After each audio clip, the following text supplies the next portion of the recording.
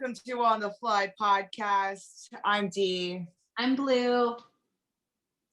Oh, and hell yeah, I go here. Hi, I'm Matt, and I'm the guest today. Hell yeah, what's good? Yeah, this is our guest, Matt. And should it be more formal? I'm sorry to cut you off. Should I have do you want a last name? I have one. I mean, you don't have to. We don't go by our last names, Okay, cool. Well, I'm Matt. Okay. Yes, that's me. Hi, Matt. Hey, but people usually don't call me that. People call me by my last name, which is usually how I'm introduced. My last name is Bodner, so that's usually my last name is how I'm called and mainly answer, but also Bod for the inpatient, and so any of them. It says my name on the screen down here, so I don't know if it's going to say it for your viewers. No, probably not. Okay, sick. Well, then I we could do that over again if you want. No, it's up to you. You're the one who said Matt. No, that's fine. I'm used to. I'm not used to talking to people. I've been. Okay, I'm gonna call you. Body, yada. That's what I'm gonna call you today. Okay. All right. The body. Okay. All right. Well, Matt. Bodner. That's it. Body, yada. Welcome to On the Fly. Thank you so very much for joining us. Thank you for having me. What are you sipping on? We're gonna go around and we're gonna ask each other what we're drinking. So okay, I took a view of a podcast just to see what I'm getting into, and I noticed that you guys drink while you talk, and I like to do the same thing too. Where's my bottle? Hold on, I'll be right back. Ugh. Can you still hear me? Yep. We can hear you. Cool. Okay. Because it's wireless headphones. I forgot I put my my bottle far away. So for the occasion of talking to people again, I decided to go with the Johnny Walker Green label, aged 15 years. It tastes like a crayon. So apparently it's good. What are you guys having? That's what people say. They say it's expensive and so it's good, even if it tastes like a crayon. I'm gonna do because we were talking about Jack and applesauce and apple juice last week.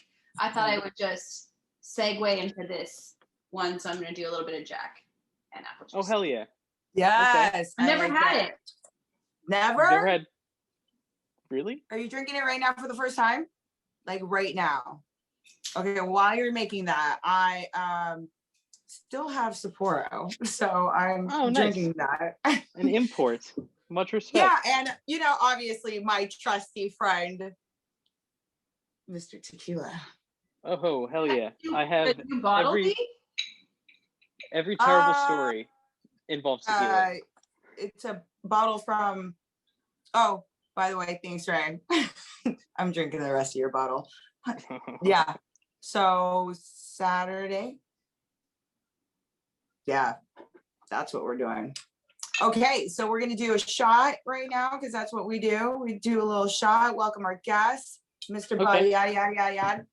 Oh man, well, I hope we don't get sued for for calling it that. Oh no. No, I'm not saying Buddy. I'm saying Bud. Oh, okay. Yeah. All right. It's different. All right. I think we'll be fine. It's just different enough. Yes. I haven't done a shot of Jack Daniels in such a long time. It's for the best. Yeah. Hell yeah.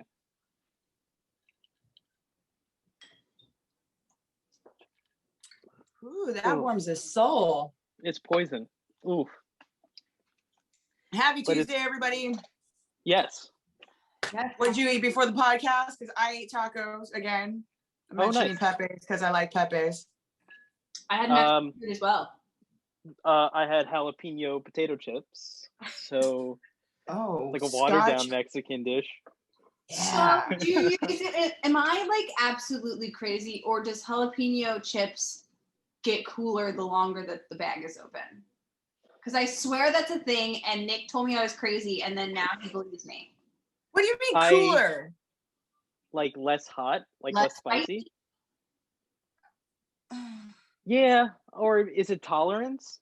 Almost. Is it? No, but like, are you talking about like you're eating the bag, you put it down, and then you eat more bag, no, okay, or you just like leave the bag open and like a day later you go and you eat it and it's like not as spicy? Because then I feel like it's breaking down the potato chip and the potato chip's getting a little like soggier. It's not like fresh. So then maybe it's like cutting down. Just put that in your guys' heads, because if you eat jalapeno chips and like the first day you're like, whew, like that's crazy. And then like the next day you'll eat and it's like, I was telling you, good. Like that doesn't make any sense. It's like talking shit. And then lo and behold, who believes me? So just put that in your guys' head and we'll just touch base later.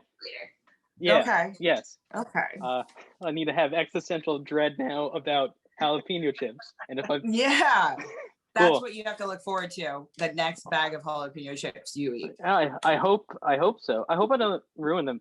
I guess I don't know. I don't have the self-composure to not eat the entire bag of the jalapeno potato chips. Anyway, so I don't know if I can fully commit to this experiment without eating the whole bag. Yeah, it's gonna happen. 100%. I'm a fatty. I mean, they eat the whole bag. Yes. Like Girl Scout cookies, dime. I don't even know anybody with a Girl Scout because of my problem. I 100% agree with you. 100% gone, like late shift. Yeah, you can't just have one.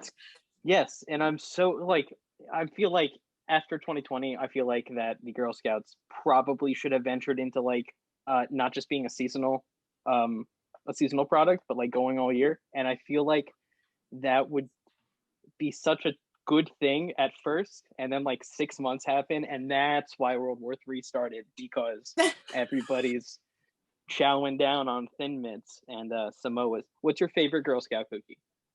Samoas.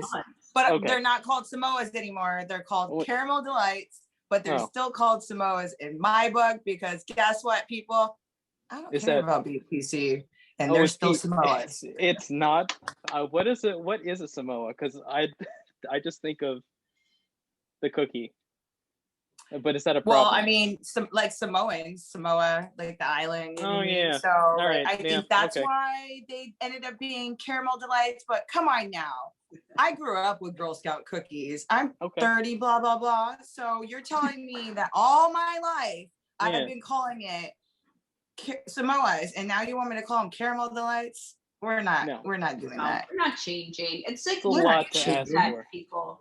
Maybe take a little points off those boxes and you got yourself a deal, but that's a $12 box of cookies. I'm kind of gonna call it what I want to. It's kind of like getting like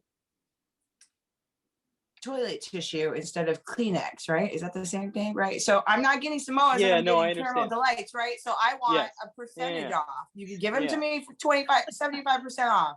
I don't know. Are you guys haggling with Girl Scouts? Well, not if they're like trying to package demands with these cookies. Can't call them one thing. I've been navigating this world fine calling them Samoas. I'm sorry if someone is offended for having probably the best cookie ever made, ever being named that after your heritage. I would love if, I would love I know. I want to see who was angry. Who was angry that we were calling it Samoas? Show us the petition. Yeah, because have you tasted them when they're frozen? Do you stick a box in the freezer? Because of those things, they last you even longer because they're a little harder. So it's like you gotta kind of gnaw on them. You gotta gnaw on it like a beef jerky. Exactly.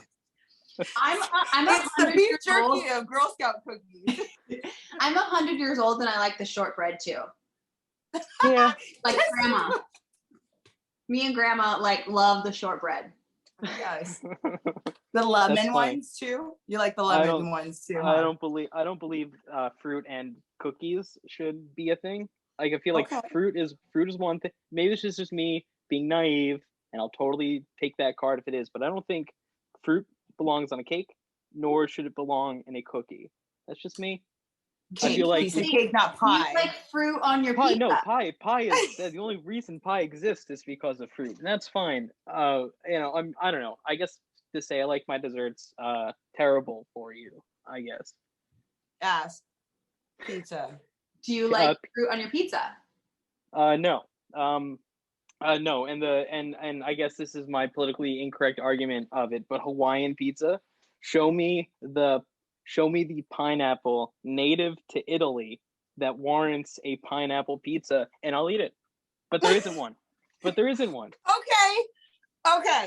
I got you. Now Unless you're I'm wrong. talking.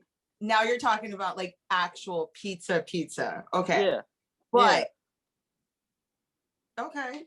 Matt, I am so stoked on you right now because we just had a whole conversation about how I don't like warm pineapple. I just can't do the Canadian bacon warm pineapple. It just doesn't. Nope, me either. Let's talk But about. I don't like it warm doesn't make sense. pineapple. And I was like, well, how about like pineapple upside down cake or like? That's not just piping out of the oven though. Right out of the brick oven. Here, have your upside down cake. It's unlike a pizza. Yeah, it's a pineapple, Canadian bacon, a jalapeno. Give it to me all the way. I'm for fruit. That's fine. You can have all of the pizza, and you'll know that if we get the pizza together, I will not have any. So you're like all yours. Oh, I love it. Perfect date. Hell yeah. I'm not gonna lie. I'm such a fucking fat kid that I would absolutely eat it if it was there. Oh well, yeah. I'm just gonna it's free. I wouldn't choose it. Yeah, like if you're high or you're drunk and there's a Hawaiian pizza there, you're eating that. Yeah, I'll eat around it or I'll suck it up. But I agree. Yeah, you're right. I'll suck it up. I don't know, just but I wouldn't normally go. But a free pizza is a free pizza. You guys are right. I'm shallow-tongued speaking so quickly about pineapple pizza. And there we go, kids. That earns another shot.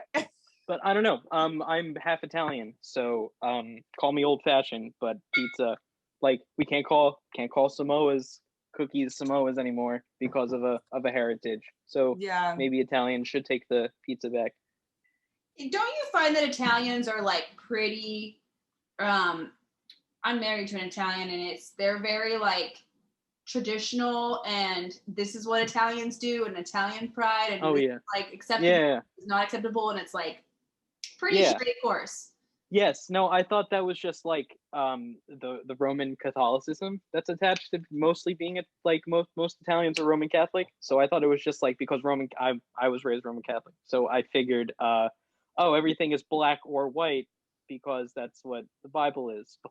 And I don't know if your dude is Roman Catholic either, but if he is, does it stem from that, or does it stem from the people from Italy as a whole? I don't know. It's interesting. I'm not a doctor. I don't know either. East Coast is really traditional, I think, a lot more than West Coast. I feel like West Coast were such a melting pot that there is not which is weird because it's the same thing over there on the East Coast. There's so much of a melting pot over there, even more, I feel like, than on the West Coast. But you guys still keep a lot of the traditions over there. It's very traditional over there versus here. It's like kind of more lenient. So I guess when Ellis Island was letting people in, specifically like during immigration, just made sense to park so close to the shore that you came through. So like, communities would take over blocks of neighborhoods of like Newark, and the city, of course, and they would, I don't know, they will all just congregate together like hipsters, but Italians, and taking over and gentrifying it for them. So I feel like that being so close together and being traditional just stems from, I don't know, from being in a new world, like the new world, and not knowing like what to do or anything like that, So like, let's just all hang together because we all speak Italian, and we'll live and keep our traditions alive and keep passing it down, and say capiche and stuff. Where did you grow up? I grew up in West Long Branch, in New Jersey. It's about 15-minute drive away north of Asbury. I grew up about 3 miles from the beach. Lived there my whole life. It's kind of cool. West Long Branch has an elementary school, a high school, and a university. Monmouth University is in West Long Branch. So if anybody's heard of that school, it's kind of small, so I don't suspect a lot of people would. That was in my town type of thing. So being in elementary school, we would use the college sometimes for like our spring plays and stuff, and everybody knew each other. Like although we had a high school, it was a regional school, so the other neighboring towns kind of came in and did high school with us too. So I've kind of always been around the same people in like a place that I didn't really move too much from. So I at 19 I left and started the journey of like trying to become a non-dependent on the tax form and like pave my own way type of thing. That's awesome. Yeah. I guess kind of walk us through like what you do. Okay. Yeah. All right. And so how this you got makes started. sense for an industry podcast. So Yeah. So how long have you been in the industry? Like, yeah, what do you do? okay. Why are you Batman at night? You know. You saw my profile on my Instagram. Yes. Okay. I don't know your bio. I'm gonna level with both of you right now. I don't. I'm sorry. It's okay. I mean, I know yours because I like to like creep on people, so okay. I creep. Yeah. Oh. Yeah. Okay. Because I like Batman. Copy so that. like, what do you Batman. do at night? Well, I yeah, used what to do you work do? shows. I used to work shows. I guess I wear many hats, I guess, although I'm not wearing one right now. But I met Blue as a lighting designer.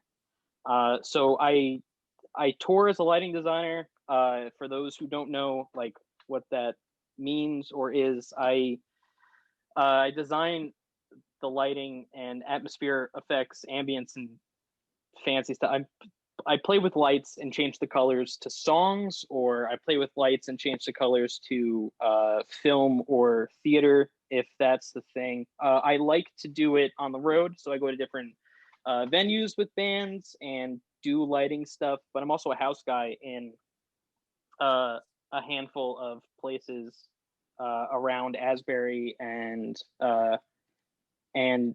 the tri-state area. I work at a place outside the city, an 800 cap room in this place called Jersey City at White Eagle Hall, doing lighting design.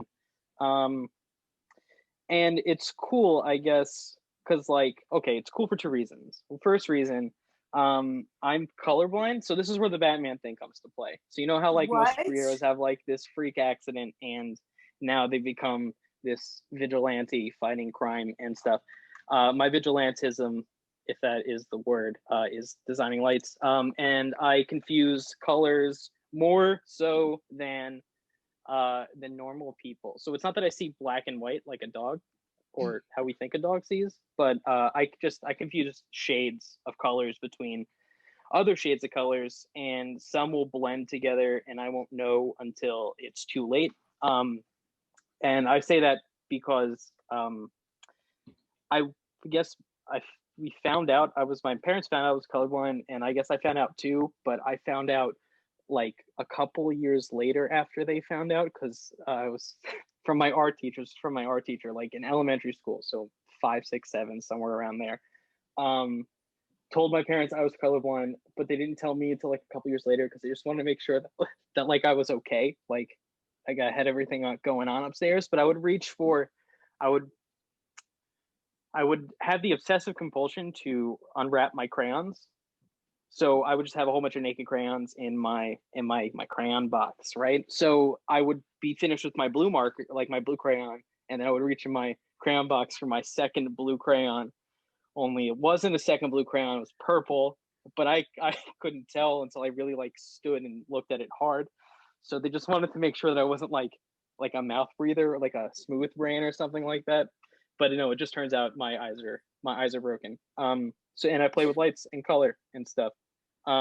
With computers though, now it's easy. Like so like how do you do it? You're colorblind. What are you doing? You're stealing our money. What is this? Color mixing, like back in our class, equal parts red and equal parts blue make purple. Like that's just it with additive lighting.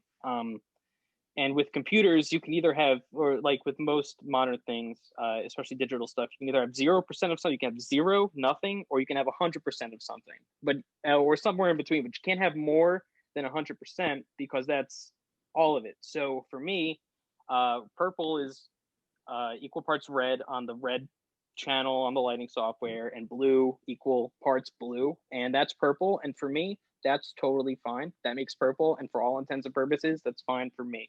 If it's not fine for the person who's paying me, they say, no, it's too red, make it less red. I'll take less red out until that guy is satisfied with what the color is. And then I say, so you just know the number, you just remember the numbers, Yeah. not so much Yep. the color.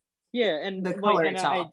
And I know that I know that the color is blue. Like if we're talking blue, I know the color is bluish, royal blue, sky blue. We'll see how intricate you're trying to make it. But I'm not a moron. Like I can totally see colors, and that can help. That helps me, and computers helps me cheat the system. So that's it. And I guess like the second cool thing about it is I never I didn't go to school for lighting design. Part of I'm colorblind, but like I never got into.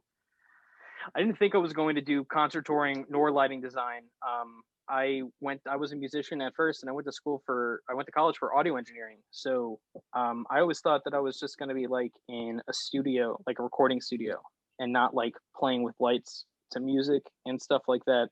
So it's kind of been a peculiar ride, but I've always worked in, albeit the music industry or live entertainment, since I've like not been a dependent. So it's kind of cool that I've always been working in my field. And I say that I wear many hats because I still do all that stuff now. I'm still I tour front of house for a couple cool bands, a couple national acts, in addition to doing lighting design and being a house guy at a couple places doing front of house. So I've kind of just like learned stuff and kind of went with it, type of thing. That's a very long-winded preamble to this, but how did you guys start in the business? Because all right, so first I know Blue because I did the lighting install for the new upgrades of lights over at Arlene's before the world came crashing down. So they have a new light rig. How long have you been doing it for? I've been doing lighting I've been playing with lights for about 6 years. However, I've been getting paid for it for about 5. Okay. So maybe 4. No, yeah, about 4 years, 3 to 4 years. And you've gone and you've traveled all over the place, and yeah. What's your favorite state to go and travel? Like what theater is like your most memorable that you've gone and like did the lighting for and everything?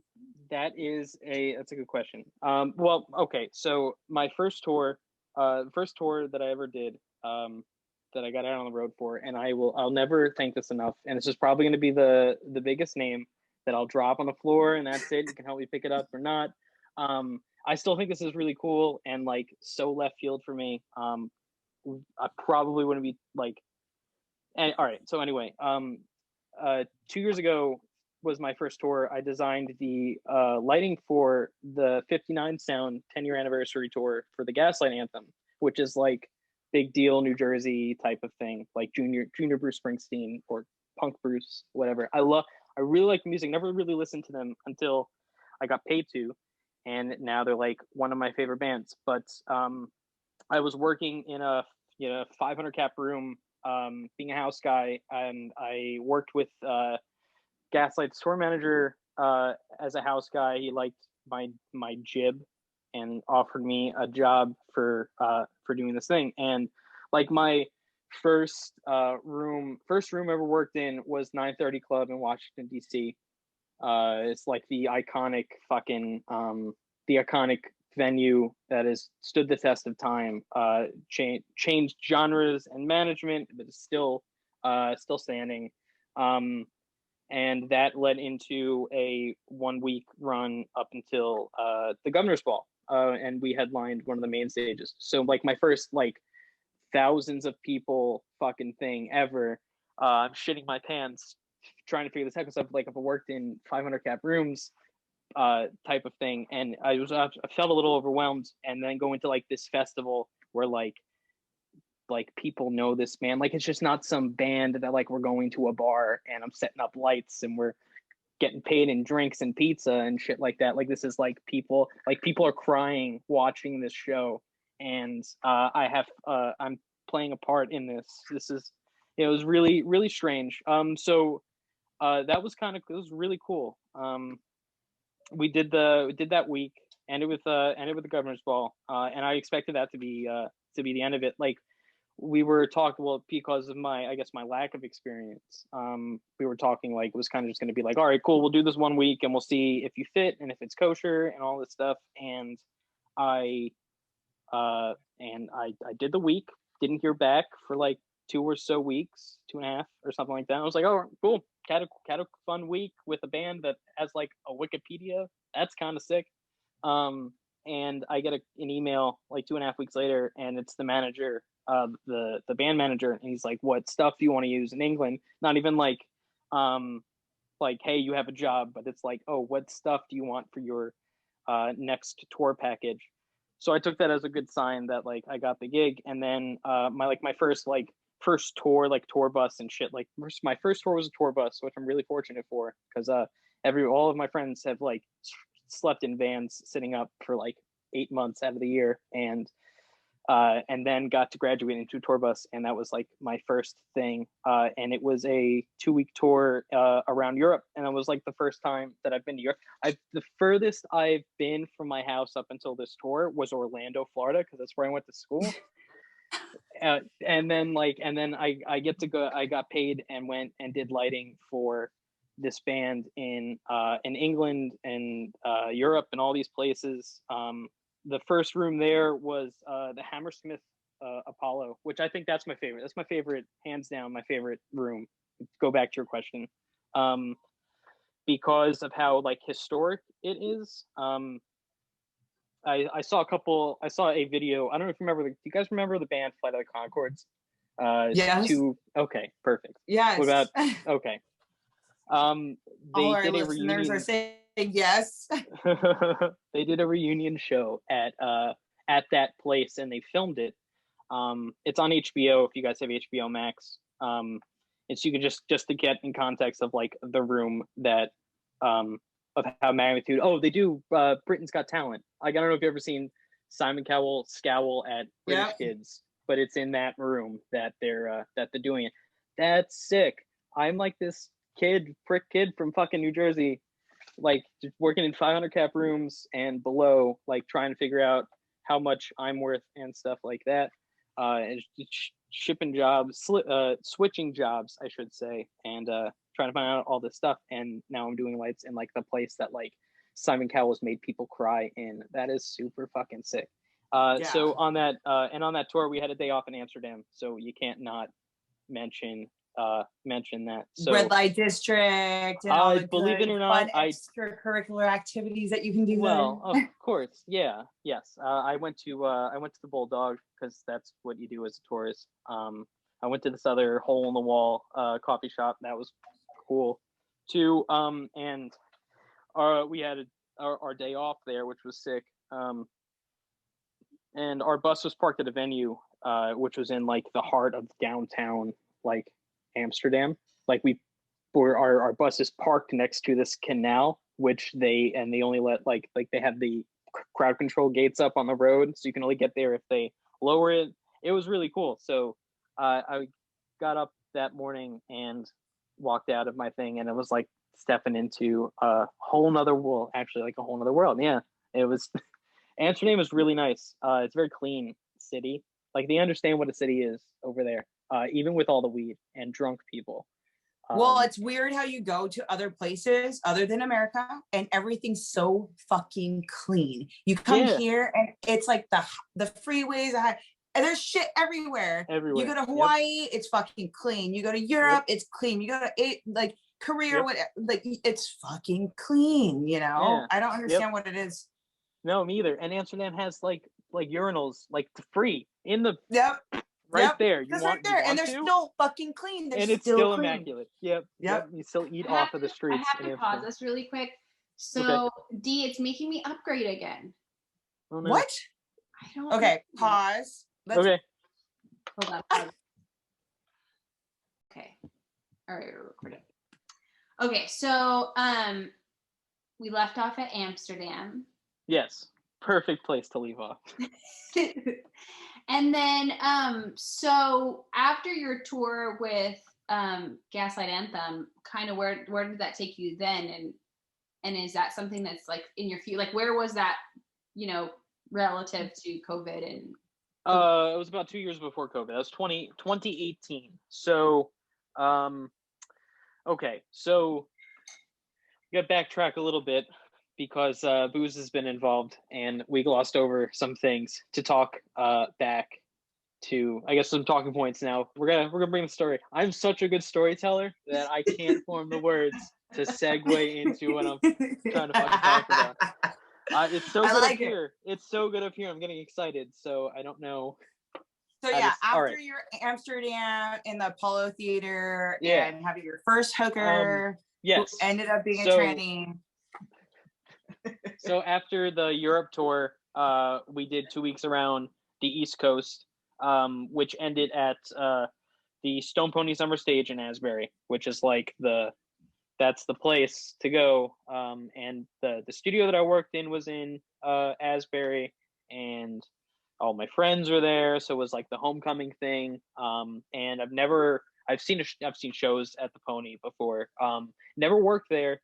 And again, I was only really like working in tiny fucking rooms doing lights and stuff on a whim type of thing. So it was kind of cool to come full circle, I guess, to like the big place and outside and like and all this stuff. You know, Bruce Springsteen, yada yada. But I got into I got into studio work before I got into lighting. So from 2015 to 2018, I started as an intern at a recording studio in Asbury. And it's not, you know, I say recording studio nowadays, and most people think like, cool, what closet and bedroom are you working in? You know, like what MacBook Pro is sprawled out across the bed with some iPod speakers or whatever. No, but this studio was like a real deal. Walter Stork Design Group, the acousticians, they're called, sound scientists. They're most noted for Electric Lady Studios in Manhattan. So like Jimi Hendrix recording studio, these guys built, and they've done thousands of other places around the world. One of them being in Asbury Park. So it's like it's a textbook room from designed by people that you read about in college and shit like that. And inside the rooms, there was a vintage Neve console in one room. For those that don't know audio gear, which is probably for the most people, Neve, who actually just passed a few days ago, is the Stan Lee, I guess, of the recording world. He revolutionized how things sound and how things are recorded, purely for the fact of like, because audio is electricity for the most part. So if you take certain electrical components and you put them in a certain way, you can actually make it sound really fucking awesome. And Neve managed to do this in the 70s and made such an iconic tone that even people today are trying to emulate, albeit from digital or recreating the circuits themselves with newer components. So really good console in one room, and the room is identical to Alicia Keys's control room. Like if you took out the console and all the shit that we had in that studio and you put in her desk and her speakers, it would sound the same, which is like insane to me. That like this real person, Platinum Records, all this stuff. If the only thing that would change the equipment, and I would be able to hear like records that she heard in like the time type of thing. So it was really cool to work in a studio, and I got an internship doing it there, which was pretty sick. Because I didn't finish college. I went to college for 3 years doing audio engineering, but I didn't finish. Dicked around, as my dad would say, and farted. Oh, and the totally, parents. yeah. Fuck well, you. not entirely Look wrong. at me there. now. Look at me, Dad. Look at me now. So I was pretty fucking upset about that. Because I thought that like so I've read, you know, you want to get an internship at a studio, you need a degree. You need it because there's 1,500 other engineers looking for your job. So a degree gets you past the door type of thing. So I thought that, yeah, and we're all shaking our heads no in hindsight. That's totally not the case. It's not. But I thought that was it, you know, like what am I going to do now? Like, oh, I guess hamburgers I guess that's what I'm going to do now forever. Cause I had zero fall plan or anything like that. So I moped around, like a year trying to quote, find myself type of thing. And a buddy that I got into, high school audio and like played in bands and shit with, got into recording around the same time that I did. And he's like this fucking prodigy now. He's working for John Feldman, who the guy from Goldfinger, like the singer, does a whole bunch of producing stuff, and it's like they did the California Blink-182 album, then they used Red Jumpsuit Apparatus, like everything that's been like noted in modern rock in like the last 15-ish years has probably been through this guy. And now my buddy who I got into recording with at the same time is now working for him, but prior he was working at this studio and got me a job doing as an internship. So I battled it out with about 9 other interns until I guess like till it was like one of the last standing. And what did you do? Did you poison them? Like, what did you do? No, like, how'd you do it? Just waited. It's a waiting game. It was a waiting game. I was going there. I was at the studio 3 to 5 times a week, 10 hours a week, sometimes more, sometimes less. You just had to show. You had to show what was up. You had to put your balls out there and just show up. It's all who you know. It's all who you know. It's all who you know, 100%. And from there, I managed to be I was the first hired engineer from the internship working at this studio. So they had their team of 3 guys, whatever, and I became the 4th guy. That was kind of sick, all without having a fucking degree about it. So I thought that I was going to, oh, thank you, golf clap. I thought that I was going to have to, you know, either die or become a fry cook or short order cook or something like that. So it was really cool to like become, you know, an audio engineer. So I worked with a few bands that came through the studio. My favorite band to come through, and the whole reason I got into lighting was this band called Deal Casino, and they worked at Arlene's, and that's part of the. I said origin stories before, and Batman in my timeline. I really like comic books, and this is like such a like, let's see how chaotically organized we can make this timeline type of thing. So I worked on this couple of records with this band Deal Casino, and they were having the release party at the Asbury Lanes in Asbury, which is like real crusty, divey, old bowling alley converted to half bowling alley, half venue type of thing, but like punk as fuck. Like Big D and the Kids Table would come through, Anti-Flag would come through, Against Me would come through, like that early aughts rock and roll punk type of scene was there, and these guys played a show. My buddy who got me the internship job, I just started interning. My buddy who got me the internship job was mixing going to mix the performance for the release show.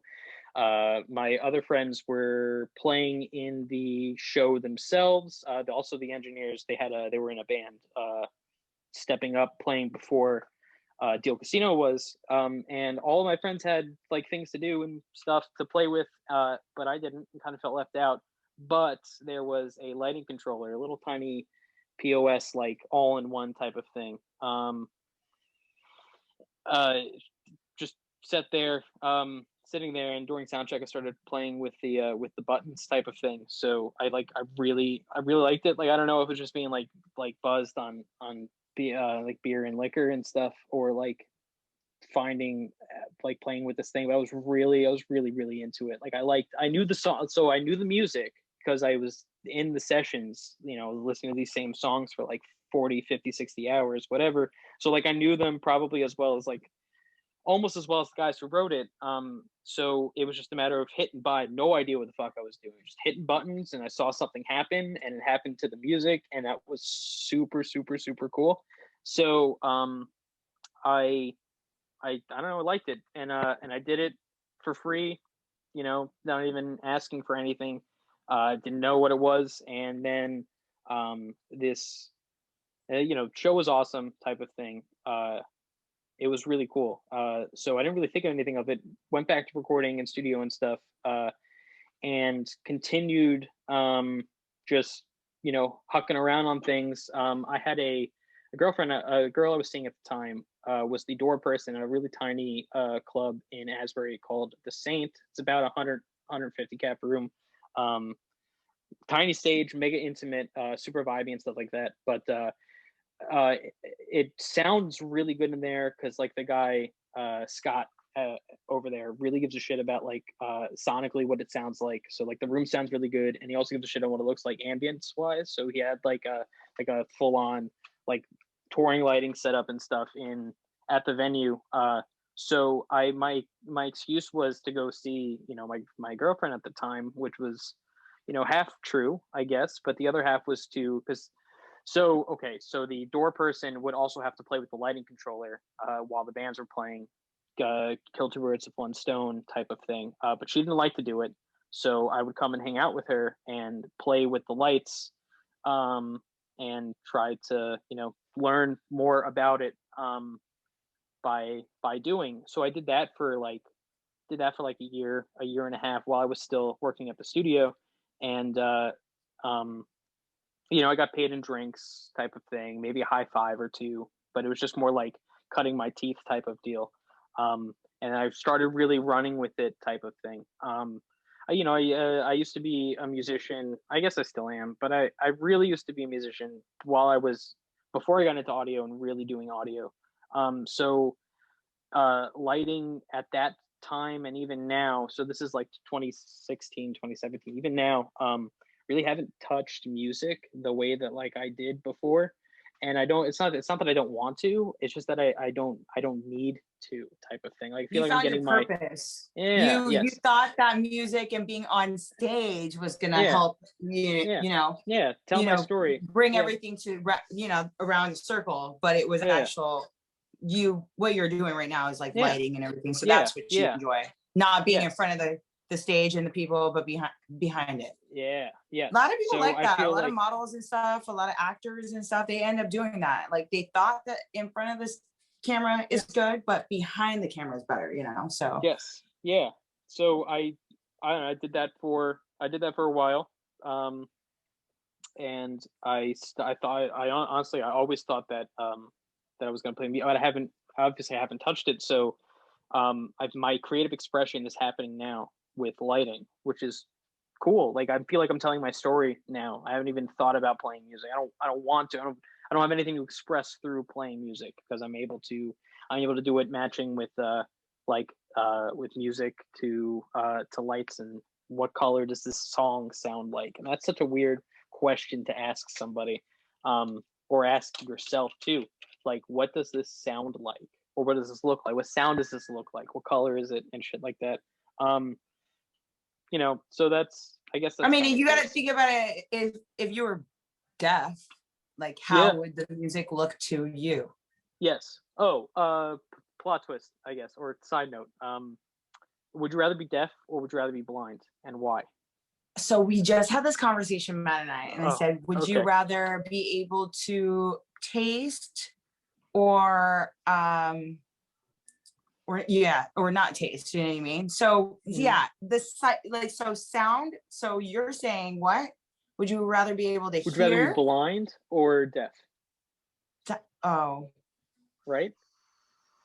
I would say, God, that's a hard one, but Right? I don't know, because Blind. my eyesight's already bad, and I already raised a dog that ended up being blind towards the end. Like, we wanted to move, I didn't move because I felt like if I moved, he's known this place his whole life. If I move, it's gonna make him die quicker. You know what I mean? Plus, like, he's gonna be fucking like stressful. And then I see this vet downstairs, my vet that's like, he's an old Korean War veteran, and they made him move from his apartment into the next one over. And yeah, it's next one over, but it's not the same floor plan. You're not putting everything the way he wants it. So it's like, it's kind of hard. And I already have really bad eyesight. Like, I cannot wake up in the morning and see the alarm clock. So for me, I don't know. I love music though. I love going to concerts. I love music, but my sight, that's a really hard one too.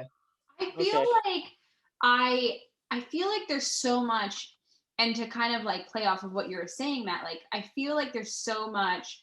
I mean, that's a really tough one because like sunsets and things, but I feel like sound is a lot more connected to the heart. Like, you can fall in love with someone and music and like, where I think sight is just a part of the puzzle, where like the sound of the ocean, the sound of music, the sound of people's voice, the sound of like, I feel like those things are so much more connected to the heart. Yeah, that makes sense. I love like looking at the sunset and the colors and the fall leaves and the snow and like, like you could feel it and everything, but like, okay, like if you say, would you go blind now or deaf now? Like, okay, cool. We can go blind now. Like because I've already like seen everything. Yeah. Like you. But still if you're get to saying remember all that born, stuff. like if you were born with it, like which one? Like that's really hard because you don't know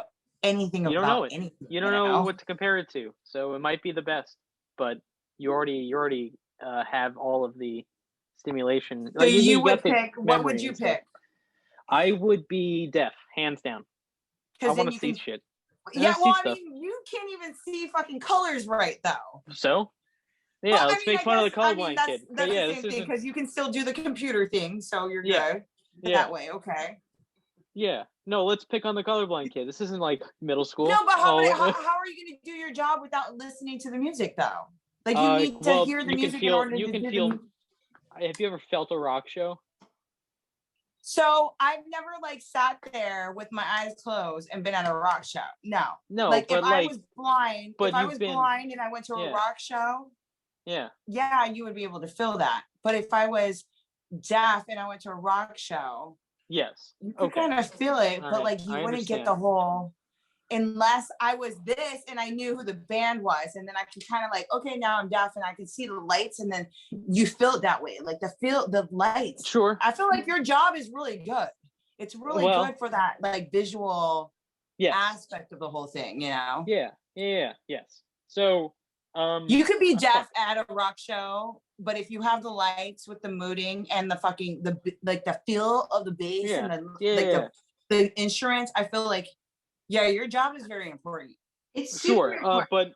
But I have been a house guy, and sometimes you come across an artist that comes through and doesn't have a touring crew with them or anything like that, but thinks that they're entitled to bossing you around as such, as if you're part of their camp and shit. I had one terrible artist, and I'm not gonna say the name, partly because I forgot the name and it really doesn't bother me that much. But this guy was like straight up dick, like for the an hour and 15-minute sound check for him and his 4-piece band or whatever. And he was just crabby, old, crotchety, washed up guy. Clearly his finger is not on the pulse of relevancy. I think the ticket sales were like maybe 80 in an 800 cap room, so 10% of it was sold. But acted like we're playing arenas and shit.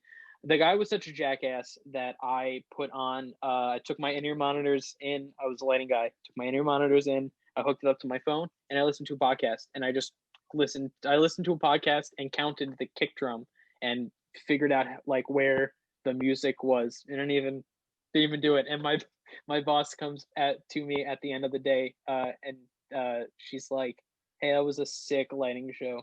And I'm like, "Well, I was listening to a podcast." I was that guy listening to fucking a sucked. murder documentary. Yeah. I was listening to talk radio. I give a shit less about that guy. Wow. Well, yeah. So do you treat your people nicely, type of thing?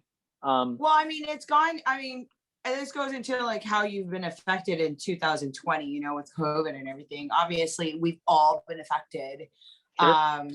You know, with the service industry, the bar industry, the restaurant, whatever, like drag queens, we've had drag queens on the show, like your lighting, like you're a big part of live entertainment, whether or not you're at the improv or Sure. Apollo, you know what I mean? Yeah, So, yes, yeah. No, I'm there. I'm sorry to cut you off, but I agree with you. I'm there to sell beer. That's it. Like, and yeah, it does, it's cool. and An like artist, you said, you're there to sell beer, but it does go back to not only the lighting, but it goes back to the people that are selling beer, the popcorn people, the pretzel people, those are all of the that people matters. and the vendors that are usually Yep. there for people. And it's kind of, it's kind of sucked, but like, okay, obviously we know, you know, no concerts and stuff. So you've been out of a job. I've been out of a job. That's it. I've been out of a job. What are the positive things that you've seen in the last year? Well, you know. Start by what have you been doing in COVID? Like, what have you been doing since the shutdown? That's a good question. And mostly because Blue asked me yesterday. What do you want to talk about? And I said, you know, I'm pretty open, except like the amount of time we could not fill talking about it. We could spend more time not talking about what I'm doing during COVID, and that would be more airtime than me actually talking about what I'm doing during COVID. It's nothing. I'm doing nothing. I'm sitting at home and I am on an exercise regimen similar to veal, baby cattle, like that. I'm not doing it. I lay down, I wake up, I lay down, I drink You're in a beer. a fucking cage right now, just like softening your meat legs. tissue. Look, like, even if I wanted to work right now, I probably couldn't, just by how much not working I did. Okay, so I was touring before. I was on tour with Deal Casino during the thing, like when Joe Rogan did his I'm going to talk to this guy about COVID for the first time episode, was like, oh my God. I listened to that 3 days after he aired it, and I think it was in Nashville or something. You're a fellow JR follower? I've hopped off the wagon since he moved over to Spotify, just because he's Apple Music and I don't open Spotify. But yeah, but I like him. I like that he's different. He literally just had Elon Musk again on his show. Like, he's so funny. Dave Chappelle, like everybody from LA has literally moved to Texas. Yeah, because of like Joe I told Matt 2 years ago, we need to move inland. I feel like we need to move inland. We need to move inland, like inland. Like, we can't be on the coast. We gotta go in. I told him this 2 years ago, and sure enough, COVID, and everybody moves over there. So guess what? Even if I wanted to move over there, everything's fucking expensive now because everybody moved over there. Yep. Thanks, Obama. Yeah, I understand. I get you. But I like Joe Rogan. I like talk radio. I guess like being around music all the time.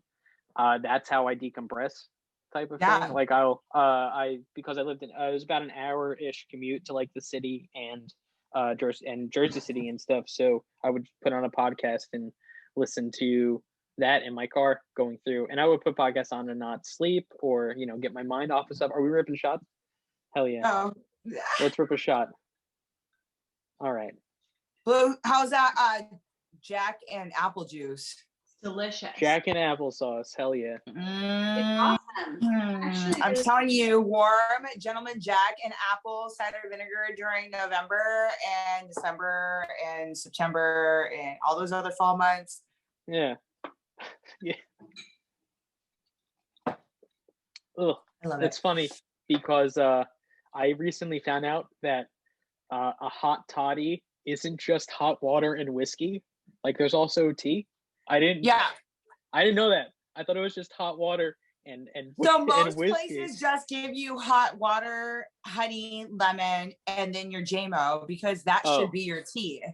But some other places do put black tea, like a tea bag in there with your lemon and your water and your Jameson. But that's just like a lot, and I rather just. Isn't the original toddy with brandy? Oh, so I don't know. I think so. I don't know. Wait. We're gonna Google this. Yeah, we're gonna Google this right now. Hey, old Jamie. Old Jamie. Is it brandy? Are you guys, speaking of Joe Rogan and Google, have you guys been doing DuckDuckGo? I probably should, but Facebook. I have a Facebook, so it's got all my dirt. Anyway, I could never run for office now. Yeah, us like, but do you duck? I do. Okay. And it's really good. So I'm very like I'm pretty in middle of the road with like everything that's going on. Like I don't feel like I'm typically not a side picker anyway by nature. So but I wanted to look for, this is prior to like a COVID vaccine, look at vaccines for children's, and I just wanted like the information to make my own educated decision on it. And when I went on to Google, I couldn't find literally any information whatsoever. So really? I thought that was like pretty fucked up because you should be able to make your educated decision. Sure. And so if I put my iPhone, I went to my settings and I changed it from Google to DuckDuckGo. You did? I didn't know you could do that. So you can. You can go to your settings and instead of Google is your prime one, it'll be DuckDuckGo. So it'll, because we all know during COVID, Google didn't do shit. And it didn't give us all the information that we needed to. And Google fucking tracks your fucking ass. So I just looked it up and you can have a bunch of different hot toddies, but the classic one is whiskey. Okay. See, I thought I didn't realize that I learned that from an alcoholic where it was just hot water and whiskey. Well, first of all, your dad was like, and then this one says a classic is ingredients of a brown liquor, so it could be any brown liquor like brandy, rum, or whiskey. Okay, all right. So I don't know because I do Irish coffees, I do Bailey's and Jameson in it. Well, when I want a Jameson Irish, that's what I do. But then when I went to New York, they don't do Bailey's in there. They only do Jameson. Weird. But all the other bars here, they do Jameson and Bailey's. And I think it's because it gives it a little kick because it's a creamer instead of you putting in creamer, It's like, and it's got booze in it too. Hell yeah. Exactly. So I like that way. Yeah. But I told the New Yorkers, put some Bailey's in there. Yeah. Fuck, just put some Bailey's in there. Don't fucking New Yorkers cheap out. Yeah, you guys forget about it. Forget about it. Just put some Baileys in there. Yeah, come on. I tend not to mix my liquor. And I feel like the only mix that liquor needs is ice or water. Or club soda. Guy. Oh, you're like a I'm like an old cocktail drinker. You're like, okay, I don't want my martini shaken. I want it stirred. I don't want any olives in there. I don't want it dirty. I just want it regular. Do you do only brown liquors then, since it's on? No, I will sip. I will also sip vodka. Every terrible story I've ever had that involves alcohol is tequila, so I try to stay away from it. I hate the taste of tequila. It tastes like poison. Poison to me. But no, I don't know. I just always feel like that's it. Like alcohol is like to call it what it is, pretty cool. You You like don't need to old ruin it fashioned with. though? Do you like an old fashioned? Because it's mixed with a Okay, I little will bit, tell but like you. All right, my favorite something, mixed but like my yeah, it's still on my the rock. favorite mixed drink is a Manhattan because it's mixed with more booze. It That's is. it. That's it. What else It do you need? is. But do Let's you like that go. like you like that whole like dry vermouth type Yeah. stuff and like Yeah. sweet vermouth stuff? Okay. See, Yep. I don't want any of that stuff. Give me a No, straight it's up like dirty martini. I'm good with no vermouth. I'm good. yeah. I never. I guess I was never really a drinker up until like a few years ago. Until you got in the service industry. That's It's what. I don't want to say yes, but not no. No, it's okay. You can say yes because I think a lot of people would agree with you. They weren't a heavy drinker until they No. became in the service industry because they always Yeah. say it. The more you smile, the more the people drink. Like us people, like after we get off of work, like Yeah. the more we smile at work, the more we drink after work Yeah. because it's true. Okay. I've never noticed a correlation, but I don't disagree with it. Yeah, I believe But you. then you work Yeah. at venues and stuff with like you have to be kind of jazzed up with the light, you know what I mean? Like, Yes, I like to think that is a thing. But where I really got my my discipline, like where I wasn't just Peter Parker running around in my pajamas type of thing, like metaphorically speaking, like where I really started to fine tune being this concert vigilante, I guess. I was working at this. I got a gig at this place, House of Independence in Asbury. I got a gig working there doing lights because I went there one week with Deal Casino. Again, this band keeps popping. This band is like the driving force. Deal Casino was the name of them. They've since broken up, but the singer's doing some stuff now. But that was like that band got me all of my jobs. Like that's it. Like if they didn't play music and I wasn't there and I didn't like touch buttons to get into like doing lighting, I wouldn't have done it. So I went to House of Independence with the band. I told the production manager that I showed up. Was like, hey, I'm doing lighting for this guy, for this band, and he's like, cool. All right, there's the lighting board. There's a lighting guy. I talked to him, and this was like my first like more than 150 people because I was still cutting my teeth over at that small club type of thing. Getting paid for drinks, type of thing. So we do the show, and then the next day I get a call from the production manager, and he said, hey, do you want a job? Your lights were really cool. And this was my first time like having a job, getting paid for doing lighting design, but it's all because of this band, and letting me play to their music. So that's how I got into lighting. Deal Casino also played Arlene's, which was cool, and that's how I met Blue. So, that's if it wasn't for this band, I wouldn't have gotten into it. But House of Independence took their liquor license and ABC sanctions very, very, very seriously, to the point where if you were working on the clock, you had to be dry. And that was like the first time that that was the first time I ever did lights. I don't want to say sober because it sounds like I'm a skeevy degenerate, but that was like the first time that I didn't have a beer or two during like the course of 4 hours playing with lights. And that was like, so I guess, I don't know, I kind of like learned the discipline and stuff. So I don't want to say I hate it. I hate interacting with people. I'm so glad I'm at front of house, not drunk while there's drunk people around me, because then they kind of don't talk to me, because drunk people are obnoxious and we just give them this sauce like it's like that, like we're like good guys for it. But like whenever someone gets a hold of the wrong stuff, I hate it. And I guess that's kind of always been why I didn't drink at first, type of thing. I don't know. It's a mouthful, no pun intended, because of booze. But yeah, I don't know. So I can totally get not drinking and having and working and then going home and well, first of all, funneling. Mr. Light Yeah. Dude, Mr. Light Dude, Mr. Me, that that's whole me. wall behind you is fucking bare. Yeah. There's one light in the corner. I Yeah. expected Oh, more lights up. That's my air diffuser. My aroma thing. You're Makes it smell telling me your eucalyptus. aromatherapy thing Yeah. has more lights than what you put up in your room? Yeah, because I'm looking at a TV. So the government wants me to sit at home and fucking play Nazi zombies. So I've just been looking at a television for like 9 months, almost a year.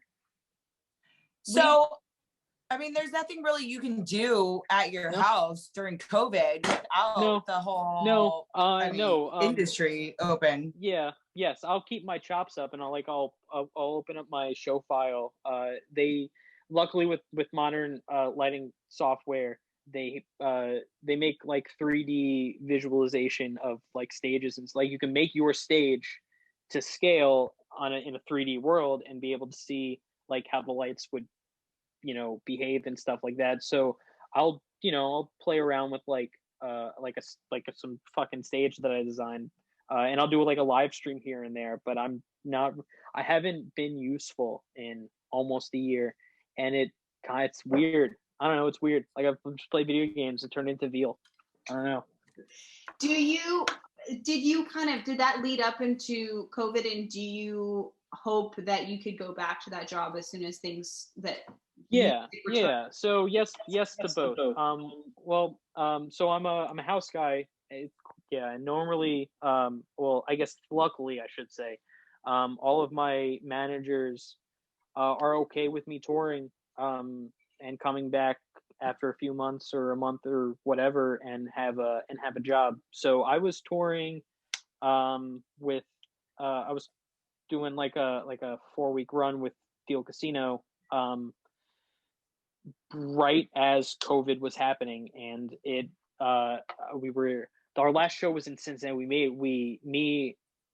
By we I mean the band and I and the other band. We were a package, 2 bands.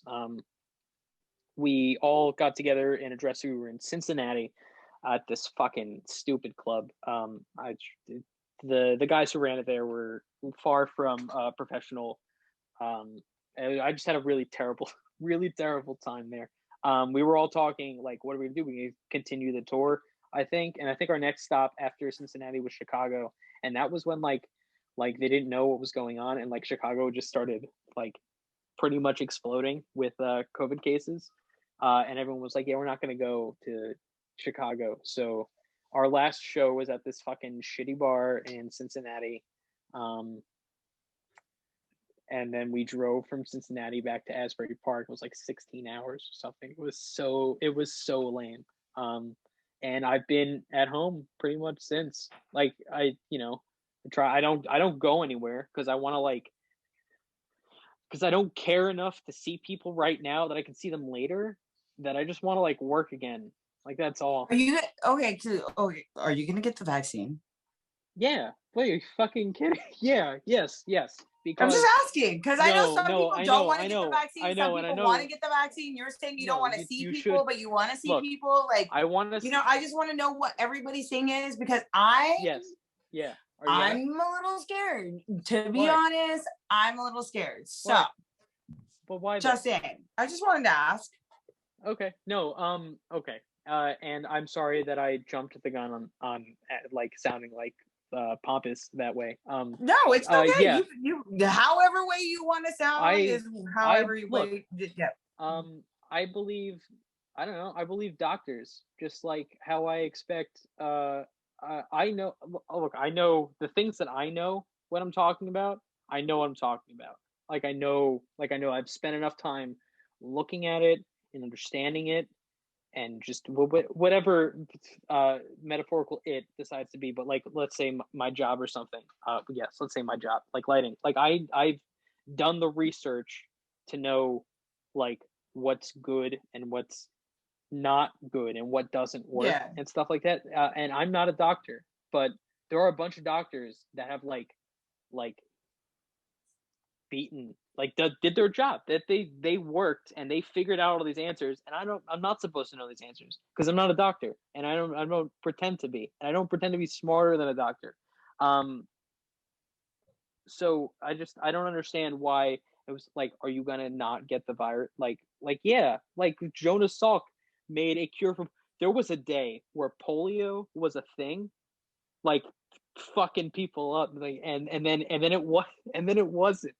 And I'm sure there was some people there. They're like, oh well, what's it gonna do? What's it gonna do to my children? It's gonna save them, my G. Like that's what's gonna, because it's science and it's medicine. We're not, I just want to ask, No, this I know, is the thing right now. So no, to I know. To devil's advocate, though, I think I just recently watched in quarantine, not even expecting to. I watched Planet of the Apes with The new one or the old one? The new one with okay. Well, I watched all of them because in COVID, that's what I decided to do. Is like if I watch one Tom Cruise movie, I would just go cruising and watch like all of them. You have to. It's Tom Cruise. He does all his stunts. Are you kidding me? Yeah. He's an amazing person. He's like a bionic human person. If I was gonna watch Terminator, then I'd watched all of them. Like that was my quarantine. Yeah. So Tom Cruise writes into his contracts that he has to there is a scene always where he takes his shirt off. I'm into it. I love Tom Cruise. Oh, I'm sure. Fine, that's fine. Are you kidding me? He's like 50 plus years old, takes off his shirt, and goddamn. We just found out about Dee's love with Keanu, but Tom Cruise is like. Are you kidding me? My boyfriend looks just like Keanu Reeves. He's like point blank Keanu Reeves, and everybody thinks he's Anthony Kiedis from Red Hot Chili Peppers. I'm down. Like, call that all you want. Yeah, Tom I'll catch that check. Hell yeah. I love Tom Cruise. I love take your shirt off. Even if he's like Scientology crazy, like I'm all about it. And his movies. Yeah, fucking it's weird. Fun. Hey, guess what? I like the weirdos. It's cool. Yeah. Give it to me. But you were saying, I watched Planet of the Apes with James Franco. So okay, I watched the old one and then into the new ones and kind of like watched the prequels and like did all that. But anyway, so I did that by accident. I did it because I was like, I'm just gonna watch all of these. Like I'm gonna watch all the Jawses. You know, you went from like the early '80s, Planet of the Apes. You did all of them. The Statue of Liberty. Like Charlton Heston, Planet of the Apes. Okay. So now you watch this one, and it fucking is a parallel to a little, It was like I didn't even realize, but like when in the movie with James Franco, when it spread, it was like too close to reality that I was like, oh fuck, like that's fucked up. Because like one guy went to an airport and sneezed, and then you saw it did like a map version. You saw like the why do you think we call everybody outbreak monkeys? Outbreak monkeys, because that's how like 100%. So that makes me a little nervous on the vaccine because like that's part of the movie and that is, Okay, no, I understand where you're coming from. But 100%. I want to take it because obviously I'm not going to be able to go to any of your concerts because guess what? We're going to have the vaccine to go to any concert. So I'm going to have to get the vaccine to get onto any airplanes or anything that's happening. Guess what? I have to have the vaccine. So guess what I'm doing? I'm getting a Mexican to get a fake paper. I'm joking. No, but like you know how like you could fake like passports and IDs and like I'm sure there's someone you name it, all that stuff like So you could You're telling me that nobody's gonna be faking a fucking like a whatever, like let's say we have to have some type of paper or whatever. You're telling me that nobody's gonna be faking these things? No, they will, but the for the most part, the people who are gonna get vaxxed are gonna probably do it. Like they're gonna do it. I was working with somebody during the break, during this off season, I guess to call it. And I didn't know this guy for like 10, 15 minutes. It was some live stream thing. Camera guy starts talking to me about how Bill Gates is in on the vaccine and they're going to put 5G chips in all of us and it's going to react to the antenna. It's not like it's going to be fucking tracking your ass and shit. Yeah, now you start making me think things, man. It's not like, going to do that. Things. Matt, not did you ever meet Clay from Arlene's? No. Okay, so we had a security. Is he this guy? Wait, that guy. is he the very nice fellow who's always there saying No, he's no. okay? Who's that guy? He's that. He's not the nice fellow there. And no, Okay. Lamont is like the nicest guy, and if anybody says there's a really nice security guard, it's Lamont. No, he was there like prior. He'd been there a long time. He was like military type guy. Like he's crazy conspiracy, Bigfoot, aliens, like all of it. I checked in with him to make sure he was like healthy, and he went down this big hole of like chips and 5G crazy stuff. Yep. I mean, I don't go that far. I do think, however, just to like devil advocate, like I did see the movie that kind of fucked with my head a little bit. And B, I feel like it's hard to make anything that appeals to everyone. Like that's like my only iffy part is, you know, like not every single person could eat tortilla chips, you know, like not everybody. Yes. So that's like the tricky part is when you're making something, whether it doesn't have a live virus, it doesn't have, it's not, but at the same time, like to blanket that and assume that it's not going to work or some people won't be negatively affected is where I get a little nervous. And then how long does it take before you realize who is and who isn't? You know, those are like those things that I think the medical professionals want us to take it. It's good for like, it's the greater good of getting all of us moving on. Yeah. So like my mom works in a hospital. She's a nurse, but she has gamma ray, which is a low immune deficiency. She cannot take the virus. I mean the shot, the COVID shot. She cannot take the flu shot. It will fuck her up. She will be up in the hospital. So the fact that my mom's been working this whole year in a hospital. Yeah, and hasn't with all these COVID cases, and she can't even take the vaccine is just mind-boggling to me. Sure. Yes. So that's why I'm like, okay, and that goes with your statement. Like, not everybody can take the virus. Like, obviously, we've already heard so many different reports on like people having anaphylactic shock and like having, you know, you know. So it's just kind of. I just want to see where everybody's at, you know, when we have them on the show. Like, are you going to take it? Are you not going to take it? I mean, we've had so many people that are saying, I'm going to take it. I'm going to take it. Shauna, she just took her second and she got sick. She got sick a little bit. She was like kind of fucking like nauseous and everything. But other than that, she said she's fine now, you know? Good. So, Hell yeah. I don't know. And then like we were just talking on our last podcast, because I just heard Johnson & Johnson came out with one and it's a one-shot one. So it's just like, there's so many different types of shots. Like, how do you know which one to go for? Yeah. You know what I mean? Yes. Yeah. I don't have that answer. Don't. But I'm a lighting guy. I'm a sound guy. Yeah. Ask me about a microphone. I answer that. Yeah. So you're going to do that and you have to. I mean, you're going to have to. You're gonna have to. Yeah, or flip burgers. That's it. Like even the flip burgers. Guess what? In order to work there, if you want to get pay higher, guess what? All these people are doing here in California. They're paying their workers more money when they have the shot. You know what I mean? Yeah. So sure. I mean, even if you are flipping burgers. Yeah. Good. Fuck. Like I don't know. I'm not in my shoes when I say to somebody, listen to me, I'm an expert at this, I want them to listen to me.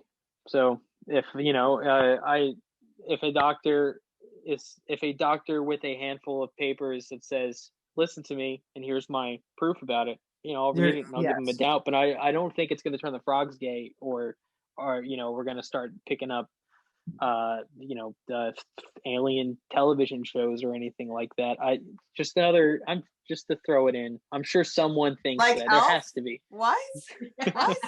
There has to be. Talking about that commercial. Is it going to be true? Like, I'm down for that.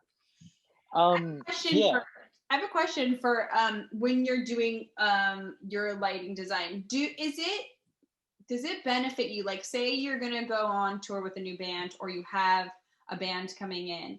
Is it beneficial for you at all to like know the music? Because I know earlier you said that you Alicia Keys. Yeah, like Alicia Keys. Hell yeah. Yeah.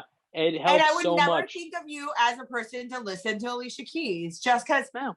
Just you know, just I'm stereotyping you Yeah, in the that's way fine. you look. And know you what I should. mean? And I don't I'm have judging you, whatever I the don't have fuck you want Felicia to Keys call on it. my iPhone or anything. I don't have her saved, but like I I've mean, heard I like her. I've heard her music, and I'm like, fuck yeah, this bitch she gets slaps. down. Like Yeah. she fucking gets down. Yeah. But like when you're doing lighting, yeah, does it make a difference whether or not you know their Yeah. whole catalog? Yes. So Yeah. you can do Yes. their lighting. Yes. So usually as a house guy, I won't know the band, or I'll know the band, but I won't have time to really prepare like a light. Like so if I'm going on tour, I like to have all of the songs that we could possibly play together.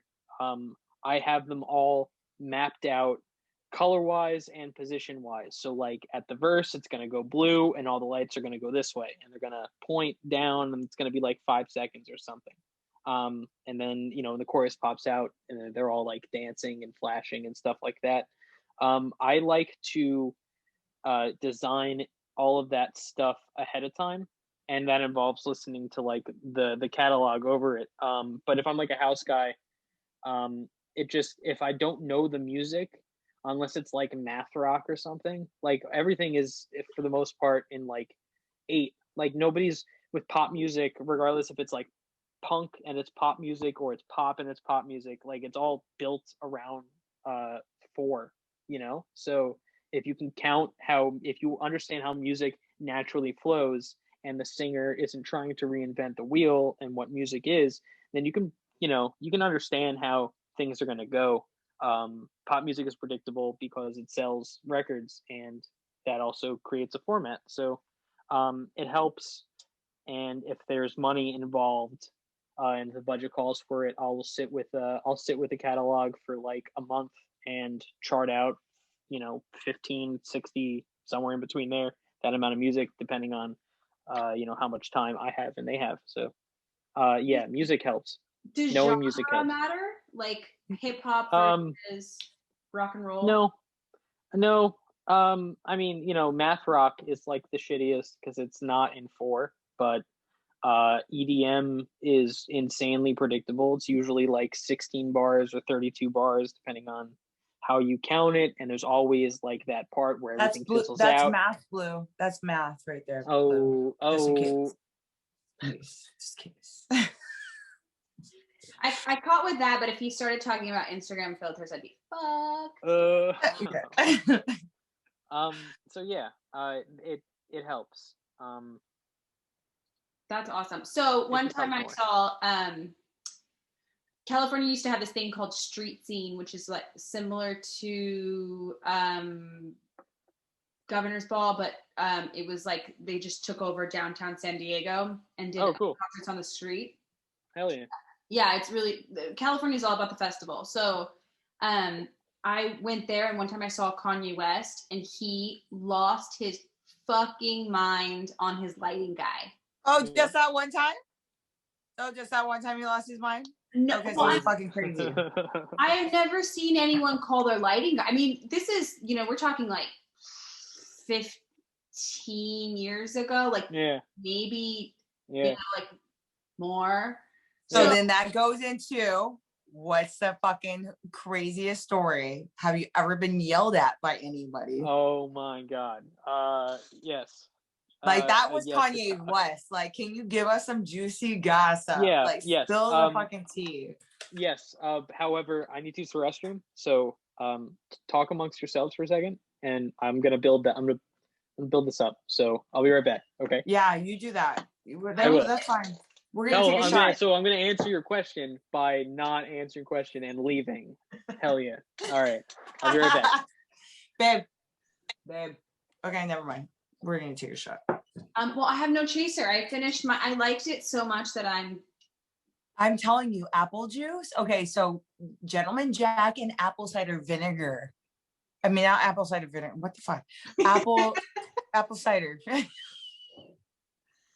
Like, fuck you, D. Yeah, you're like, what are you trying to do? That shit stings just going down by itself. You want me to put alcohol in it? Yeah, why are you trying to sabotage me? Damn. I'm over here taking your advice on the apple juice. Now I'm gonna take your advice on the apple cider and die. Hold on, let me grab some. Yeah, hell no. Are you going to the bathroom too? Oh, everybody's just talking. Oh. Cranberry juice. All right, I got back. So you guys are shooting? You got to take another now. since I'm back. This one lost some juice. This one's done with the juice. She loved the apple juice and whiskey. It's so good. Hell yeah.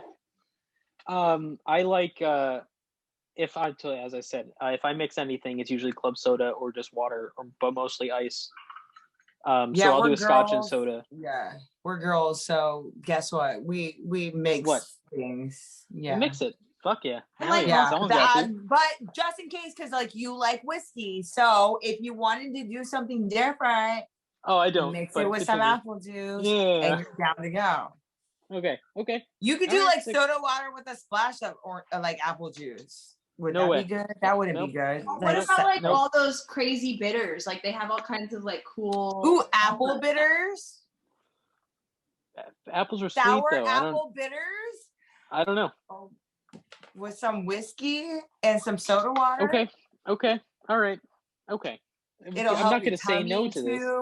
Yeah. Okay. Look. So you could make dry ice and we'll get it like flowing and. Ooh, yeah, I like all that. Right. What are you trying to sell me, guys?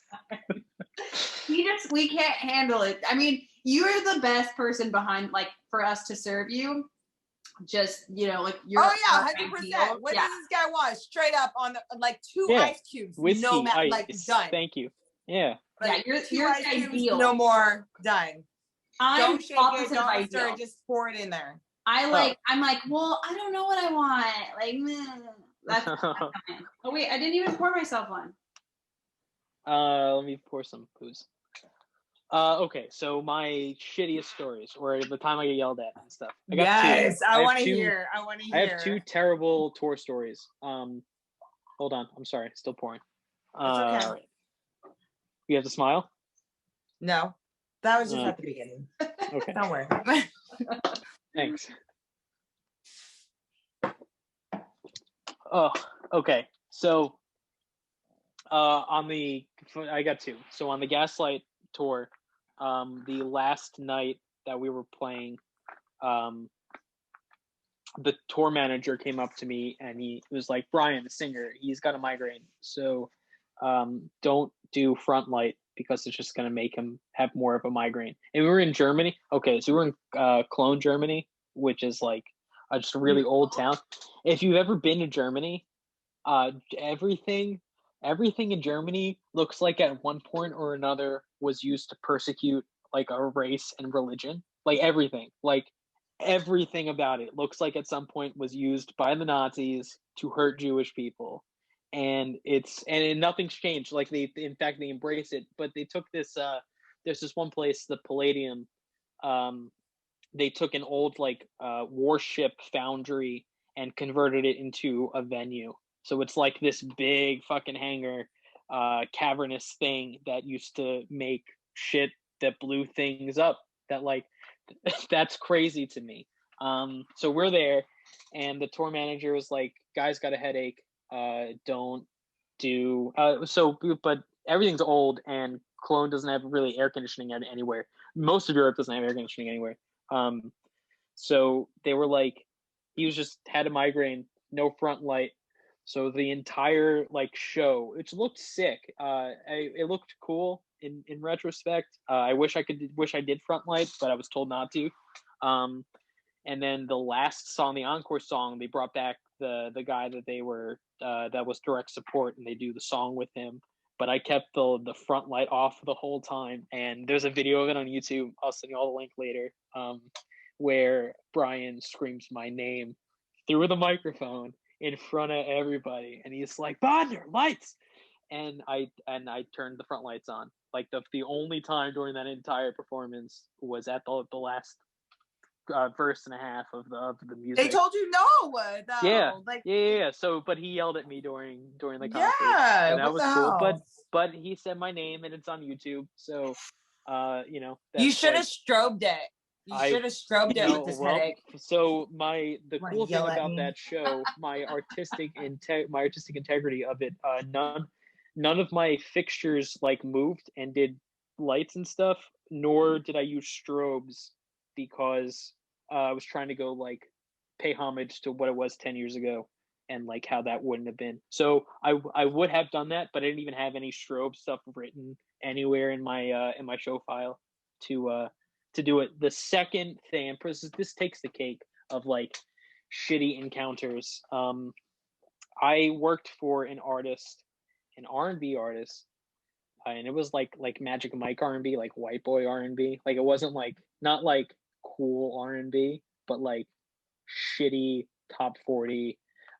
I will not say the artist because frankly I don't want anybody remotely playing his songs and giving him revenue and shit.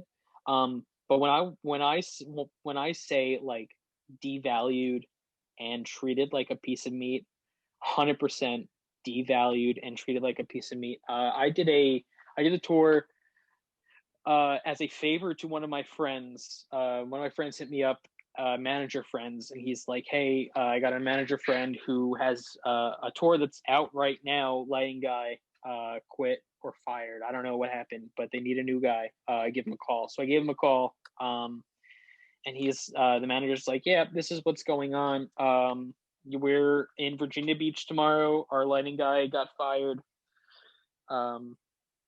We need somebody to fill in. You don't have to do anything. Like you don't have to design a show or anything like that. Like you don't have to creatively input to this thing. We already have designed it months ago in rehearsals with somebody else. The only thing you have to do is just make sure that the fixtures in this room and this room and this other room, that all the stuff that's hung in the air coincides and makes sense with what we are bringing with us, which is normal. That's a type of thing that occasionally happens if you're not the guy who's designing it and you're just like a playback operator, which is what this case was. Totally fine, easier to do even because I don't have to like create anything. I don't have to think about this music. I just have to make sure that it plays. And it was R&B, this one guy on stage, so everything was backing tracked and all the stuff was synced and all of that, all that good stuff.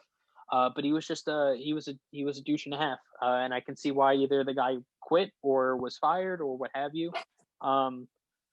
So I said he asked me if I could take it on a break, if I could give him a reduced rate because I'm not actually designing anything. I'm just making sure that everything runs smoothly from point A to point B to point C, making sure it gets back in the trailer and all this stuff. And I said, yeah, I'll cut you a break. I'm not like thinking it's fine. There's a bottle of vodka on the rider I see, so I don't care.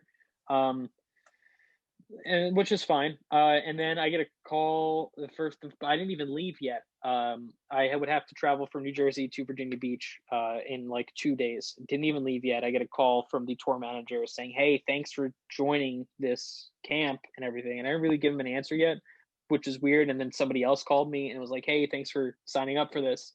Oh, by the way, we don't have a computer for the lighting software. Can you bring yours?" And I was like, "Oh," because I just got off the phone with the manager and he said I don't have to bring anything nor do anything really, just to make sure it works in each room.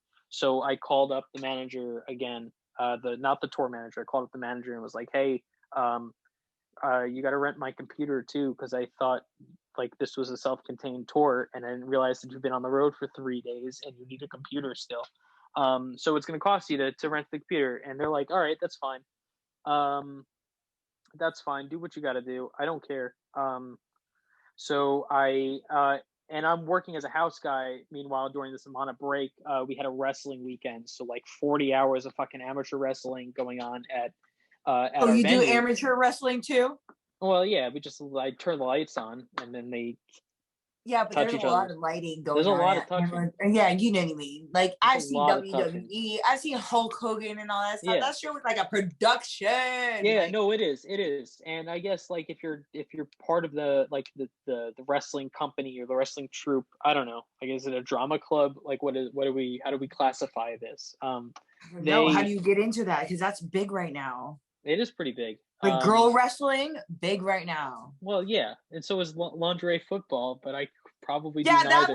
that was like 10 years ago. I don't know. That's that. being like girl wrestling. I just watched it like around Thanksgiving. Oh, the lingerie or the girl wrestling? The lingerie. Because that whole thing with Kristen Wiig. Remember they were on that fucking girl wrestling thing. and it was all like the whole thing with like the whole like 70s girl wrestling back in the day. Yeah. It was kind of like Yeah. a thing. Like that shit's Oh, coming right. out. Glow. Glow. I don't know. Oh yeah, watch that shit. It's Okay. fucking badass. I need more things. But to watch, I mean, so. there's like so many avenues to get Yeah. into now Yeah. that you're open. Like, Yeah. but and they do the same thing. They tour all over the place. Yeah, no, I know. And once music comes back, I'm glad that I've had. I guess once touring comes back, not music. I'm glad that I've The had my hands music. in so many different things that I could. I don't want to do wrestling, but I mean, I probably. Question. How hard could it be? Answer. Do you know around about when the concerts are going to come back around? Because I know in California we have like little concerts and stuff and like little drive-throughs where like you go in, you park your car, you got to get there early and like all that stuff. I think there was a couple of raves that happened. It was like all cars and shit. Are you doing those still? No, I'd have done a couple live streams and things, stretched my legs here and there. But nothing cool like that. Which I'm fine with, let somebody else play around a little bit.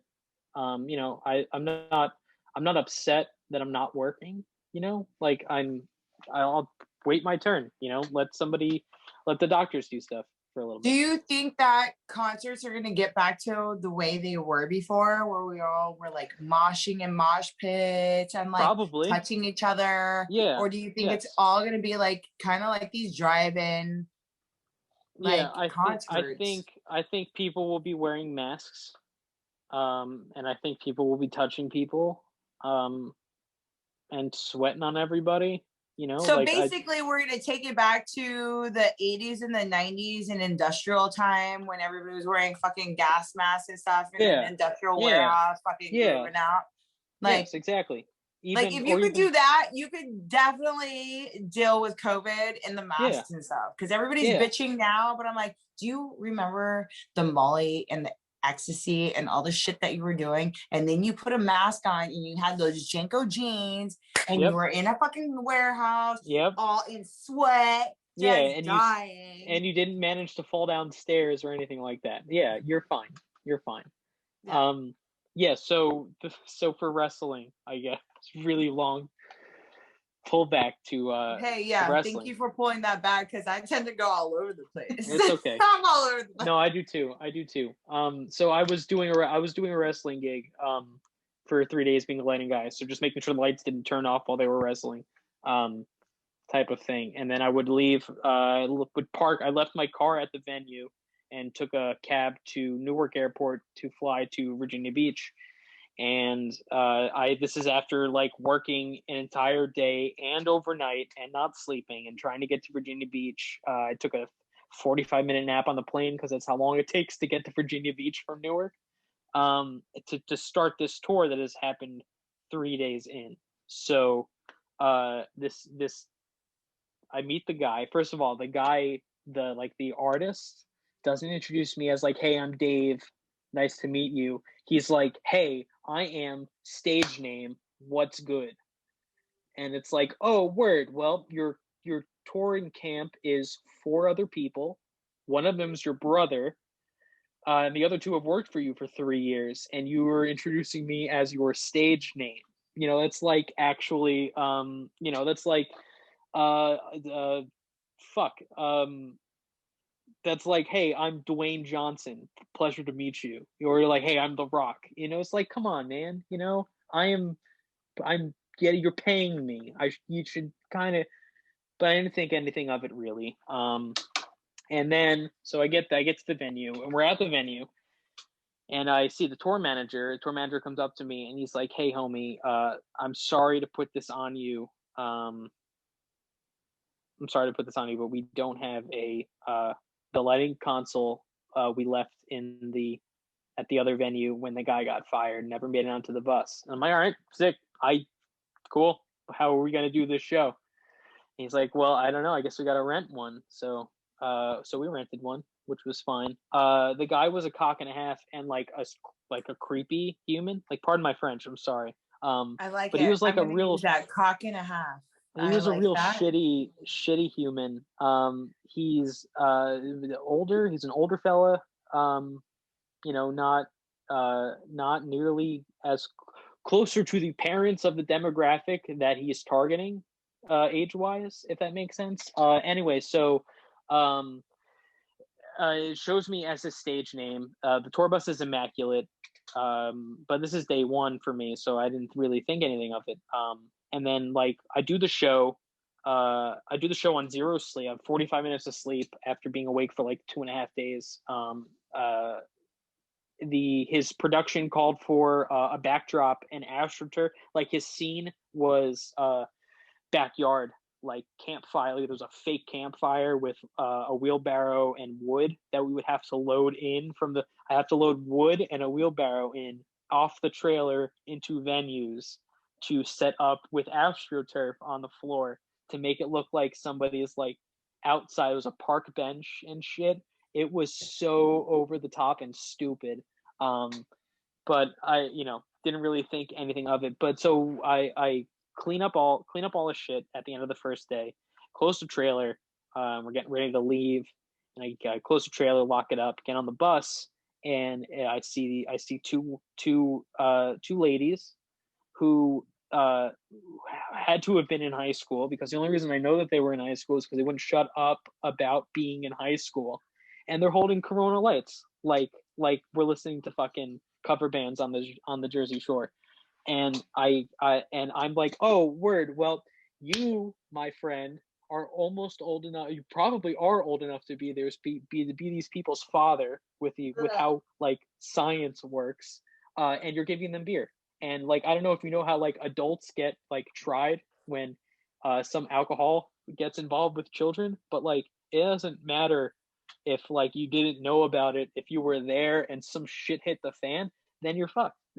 And like I'm not gonna get fucked because of like some shitty creepy man giving alcohol to underage women. So that was like my first weird red flag. I was like, oh, word. Well, this is some like, yeah, rock stars, yada yada, I get it, but like this is Gross. kind of And like gross. Yeah, this is gross. You're an adult with you have a kid, you have a newborn, because you talk about it in your meet and greet, and now you're hanging out with these two 18-year-old chicks on your tour bus while there's nobody else on the tour bus right now, because we're all loading your shit out from the stage and into the trailer, you're hanging out giving these fucking children beer. Okay, maybe I'm out of touch. Maybe I don't know like what's going on with reality and how the shit works or anything, but it's kind of a weird red flag to me. And then you couldn't leave any of your personal gear out. Either it was in your bunk or it was underneath the bus, and that was it. He had his own bunk that he would use for his clothing and stuff, which was cool, I guess. But it wasn't because like he would. Okay, this thing really pissed me off. This is what the straw that broke the camel's back was. We were in Boston. My last stop with this guy was Boston. I did 4 days with this guy, less than a week, 4 different stops. The last one I did with him was in Boston, and he. I get on the bus and it's hot as fuck on the bus because there's no air circulating, and I turn on the air conditioner and he turns to me and he's like, hey man, you don't know how to use an air conditioner? Like you can't just make it 60 degrees on the bus. Otherwise you're going to blow out the motor of the air conditioner, and we're not going to have air conditioning on the bus. And then like, what are we going to do when we're in the desert and it's hot? And at that point I was like, wait, you're saying that I can't turn the thermostat of the bunks? Like, okay, so he's the guy, he's the singer, front man, it's the only guy in the band. He's the back lounge usually with a group of people touring. There's a back lounge that is where you can hang out. But in his case, because it was such a small camp, that was his master bedroom. He had his own double, fucking fuller queen size bed or whatever back there. And his clothes set up in a bunk. However, and it was climate controlled. He had his own climate zone, but yet he only had the door open. It's pissing me off so much. He had his door open to bunk alley where all the crew people slept, where its own thermostat zone, And then also the door from bunk alley to the lounge, like the front lounge, that door was open, which also had its own climate zone. And he's talking to me about like, you're going to burn out the motor if you close the doors and turn off and make it 60 degrees while it gets cold. And I was like, dude, are you fucking kidding me? Like, you want to know how to literally burn? have to kiss ass because you're on a tour bus. Yeah, so yes. where are you going to go? You're going to get dropped off point, because that person going to be like, at that point, it was me and the front of house engineer had it up to. We were both doing favors for these guys and taking pay cuts and shit just so that this guy who we knew could stay afloat. And we were both like, "Yo, fuck this guy. This guy is such an ass. This guy is such an asshole." He says you can't make it colder on the bus. And I heard him. The next morning. I'll never forget this. Excuse me. I heard him the next morning, and he's like talking to his baby mama on FaceTime, and he's like, "My clothes are cold. I need to make this hotter in here." Yeah, yes. So first of all, like you don't make it cold, you don't make it hot in bunk alley, because when soon as you start making hot, bacteria grows and everybody becomes fucking sick. So you keep it cold. And then get sick, and the lead singer is sick, and then you can't be on a concert. But his clothes were too cold for him, so that's why we couldn't touch the thermostat. And I say, dude, you know how to break a thermostat is if you put all 3 separate climate control zones. If you open them all up so that they all breathe into each other's temperatures, that's how you fucking ruin a compressor for an air conditioner. I've never gotten off of a bus I love sleeping on a bus and I love being on a tour bus, but I've never left somewhere so angrily before that me, his merch lady, and the front of house engineer walked to whatever nearest bar was open and like sloshed shit face for from like 11 till when new bars closed in Boston, like 2ish. Sat there talking shit to like some shitty dive bar. I don't even remember what the name of it was. Just talking shit about this artist to the bartender. And me and the front of house engineer made a pact then. They were like, yo, if the next like weird fucking thing that he does, the next shitty thing he does, we're done. I'm quitting. And he's like, yeah. And I'm like, yeah, I'm down with you too. And so it's 2:00 in the morning. Bus calls at 4. Bus calls when the bus leaves. We gotta make sure you're there, otherwise the bus is leaving without you. So we get back at 2, and I stumble into my bunk and fall asleep. And I wake up at like 8:00 the next morning. I wake up at 8:00 the next morning to a text message from the tour manager that said it was an off day. It was Boston off day in Milford, Connecticut, and then New York City at the Gramercy Theater. So on our day off, I get a text message from the tour manager. Oh, yes. Text message from the tour manager, and he's like, hey, artist wants to use the bus today to record music. So we have a hotel. We're parked right next to this hotel. We have 1 room. You cannot go back on the bus until we leave for bus call. That artist needs the bus to record demos, which the only acoustic instrument, he didn't have an acoustic instrument. The only acoustic instrument he had was his voice. B, I don't give a fuck what you're writing because you're a shitty human, and I don't care. I don't care what you're doing. And C, I took a pay cut for your shit act because I was told that I had a bunk and a place to stay always, and now you're telling me that I don't? Fuck yourself. I got 4 hours of sleep. 4 hours of sleep. We got to the Milford, Connecticut. I walked from the hotel to Dave & Buster's in Milford, Connecticut. I called up the manager. I was like, yo, your artist is a fucking asshole. Your artist is a shitty human being. And now I have to ask a manager now. Every day, I didn't think I had to do this, but I had to ask a manager now, is your artist crazy?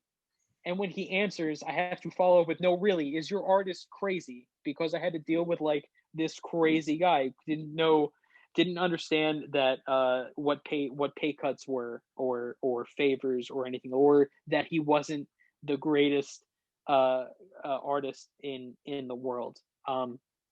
That's my shittiest time ever working. Doesn't it just get you, like, it gets me in the stomach when people are somewhat like, I guess if he's playing Gramercy, then he's a big enough artist that it's like it's really frustrating when people get large, because some, like in intimate rooms like where I work, you see some of the most fucking, and Deal Casino's the same way, genuinely amazing people. So for somebody to be at that level and such a douche, it just is such so shitty. It's like I've met so many artists that are like douche. I've looked up to these guys, and like when I meet them in person, I'm like, fuck, dude. Yeah. You're such a fucking asshole. Yeah, you're an ruined asshole. it. What the fuck? Yeah, and like it was just a gig for me. That, and then okay, so just to add insult to shit injury, when I show up on the day, the tour manager gives me the show file that the old lighting guy had, right? And I plug it into the software, open up the show file, and there's like the show file is blank. Like if you've ever sent like somebody like a page of report and it's just one page, but there's nothing on it, and it's just like the cursor blinking right at like line 1, character 1. It was that though, and there was nothing on it. So all the stuff that they did in rehearsal and for the first 3 days wasn't on there. So I called up the guy who designed the lighting, who's in, I don't know, some fucking state that wasn't part of this tour, trying to figure out, make heads or tails of what's going on. And he's getting impatient with me because he's got 3 artists at Coachella next week and he's got to get all those shits working. And I told the guy, like, dude, I don't care. You took money from this guy that I have to deal with right now, and the show isn't complete. Like, the stuff that you did in rehearsal that you changed isn't in the changes, so I have to do that every time. And now I'm all of a sudden becoming creative again, for this thing that I was specifically told that I wasn't going to be creative for. So I just kind of feel like I'm being taken advantage of. But there wasn't an amount of money that I could have been paid after dealing with the bullshit about it.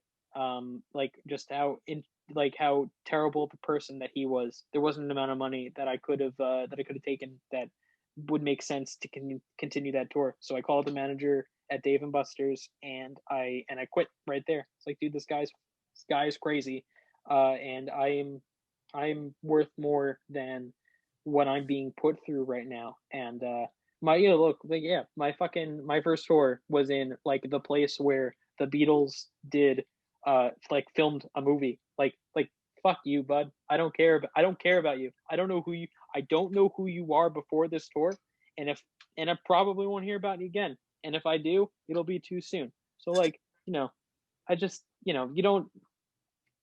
Do you think that the lighting guy was like, delete, I don't give a fuck, I'm out?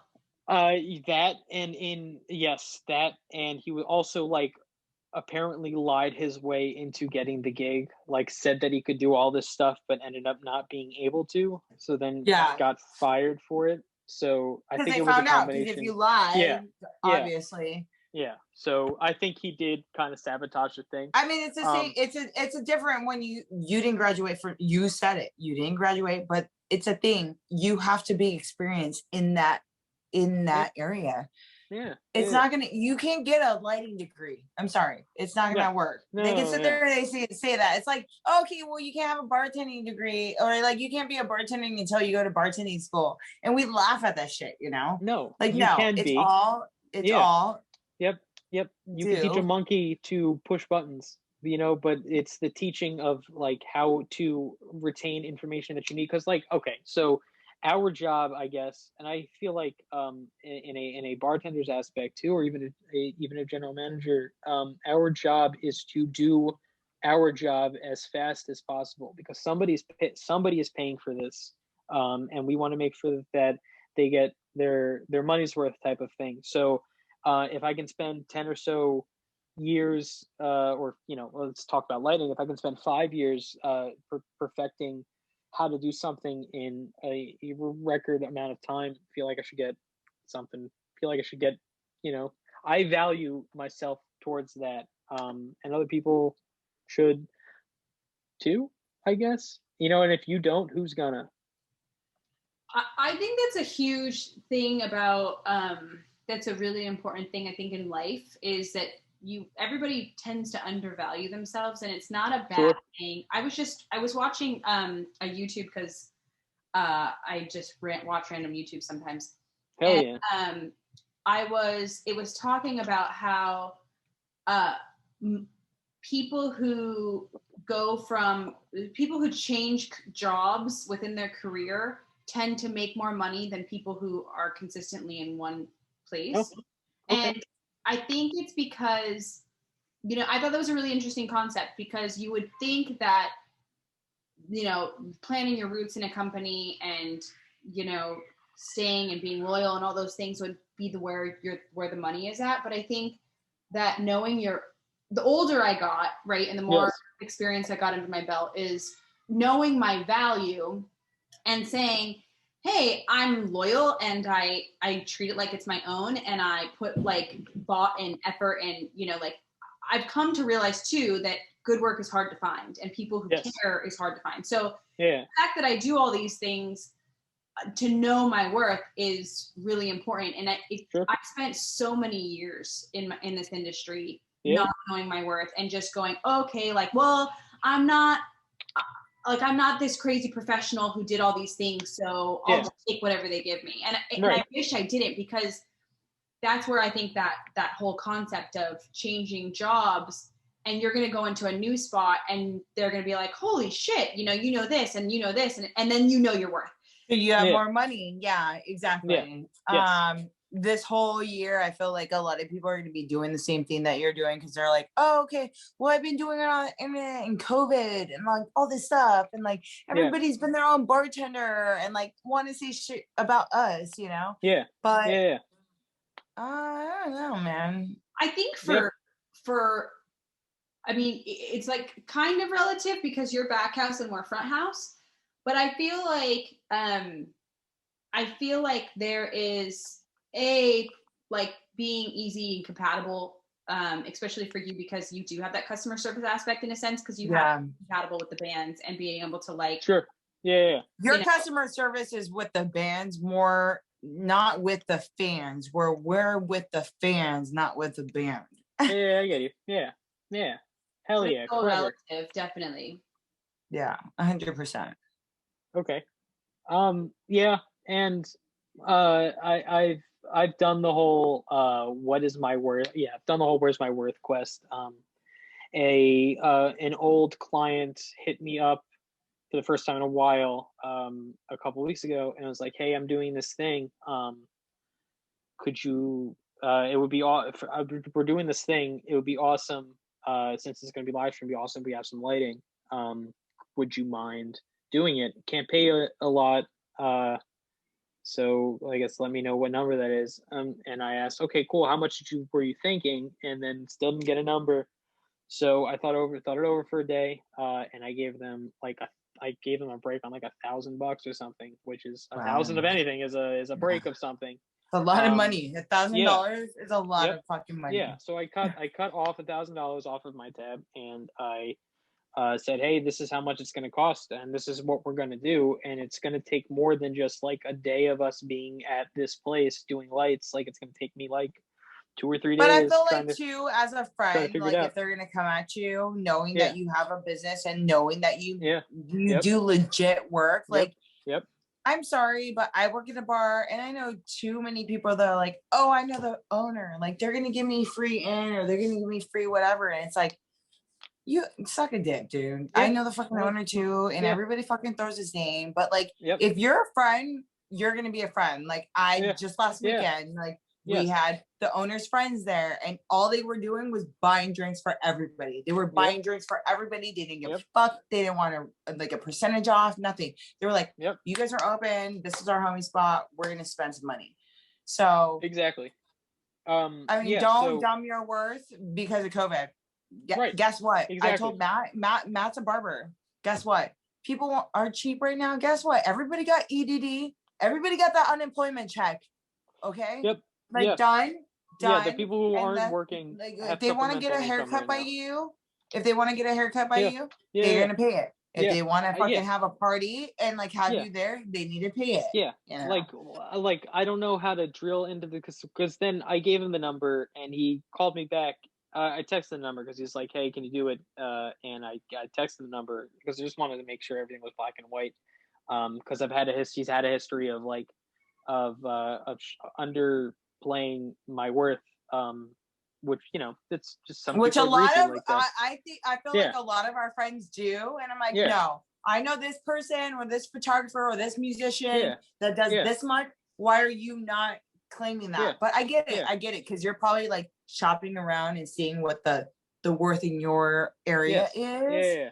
Yeah. But still, if they're your friends, like. Well, the more of a client and less of a friend, but I understand the way that you're shaking it. So I told him what it was, and he called me back, not even to renegotiate, but just to say no thank you. We're gonna go somewhere else. So like my break to him was so not what he was looking. He needed so much more of a break than what I quoted him that it wasn't even worth the negotiation after me telling him a number. Like that's how much he wanted off of like what my thing is. And the last time that I did this last thing I gave this man an exceptional break was 4 years ago. And I didn't get a call since. And you want me you gotta think about it, guys. I'm sorry to be a bit bitch right now, but for all you motherfuckers who are listening to this shit and you've been going out and you've been partying, getting cocktail waitresses, getting bartenders, going out to restaurants and all that stuff, like, I'm sorry, but there is no exception and there's no lowballing. Like at the beginning, we were talking about like lowballing, like people down south and everything. Like it really comes down to it. Like you shouldn't be lowballing because right now we all need that fucking money, and we all know everybody's getting paid for because I know all the inmates and everybody else are getting paid for all this shit. Doing it illegal or not illegal, whatever. We're doing it, but we need that money. So to lowball us is kind of fucked up. You're getting money. I also think we hear all the time, as a bartenders, we always hear, "Oh well, I'm broke, so I can't tip." Then don't go out. Like if you want to do the stream and you have a budget that can't allow lighting, don't do lighting. Like, don't go to my club. Don't go to my club and expect my lighting person to do all this fucking expensive shit and us to put a fucking monitor up there with all your fucking images and not pay the price. Like, I'm sorry. If you can throw a party that big and rent out a club, then you should be able to rent out your light person, DJ, your servers, your bartenders, everything. So the government right now is paying me my worth to not work. Why would I work? I'm getting supplemental unemployment insurance right now. Why would I not get that for less than me actually getting paid my worth now? And I don't give a fuck if I work for your band or not. I don't care. I don't care. I don't care if I work in that room or the room that you rented out to do this thing in, because some other band's gonna hit me up and ask me to work there, like they have, and I will, and that's fine. I wouldn't, if this was 4 years ago, I probably wouldn't have. I probably would have said yes to whatever price this guy was doing, but I don't care. Yeah, but now, no, like you want to lowball me? No, there's always somebody else that's gonna pay that much amount because they know your worth and what your references are. And you're not cutting your teeth anymore. That's it. That's it. That's it. Yes, people have paid me more than what you're paying me or what you want to pay me now for less work. I don't care. I don't care. It doesn't bother me. It's kind of sad for our industry though. It just really sucks for like we don't have live music, you know what I mean? Like we used to have live music, we don't have it now. Like it just like it sucks because I feel like the symbiotic relationship that was I am wasted because I'm saying smart words. like symbiotic. I know you said symbiotic. I'm like, he's symbiotic. fucking sober. Indubitably. Let's take another shot. He just No, cigar.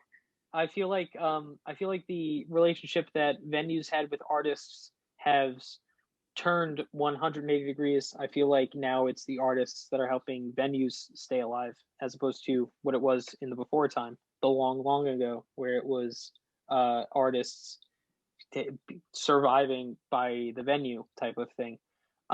So I feel like, look, I mean,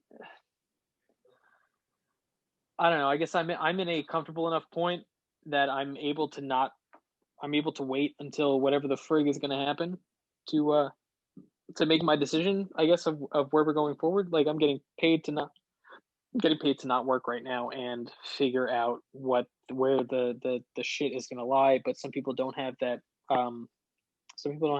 That luxury. A lot of people in Europe don't have that option. No. You know what I mean? No, but places in the UK there are some places that are locking people down and paying 2/3 of their salary for that remainder of the time,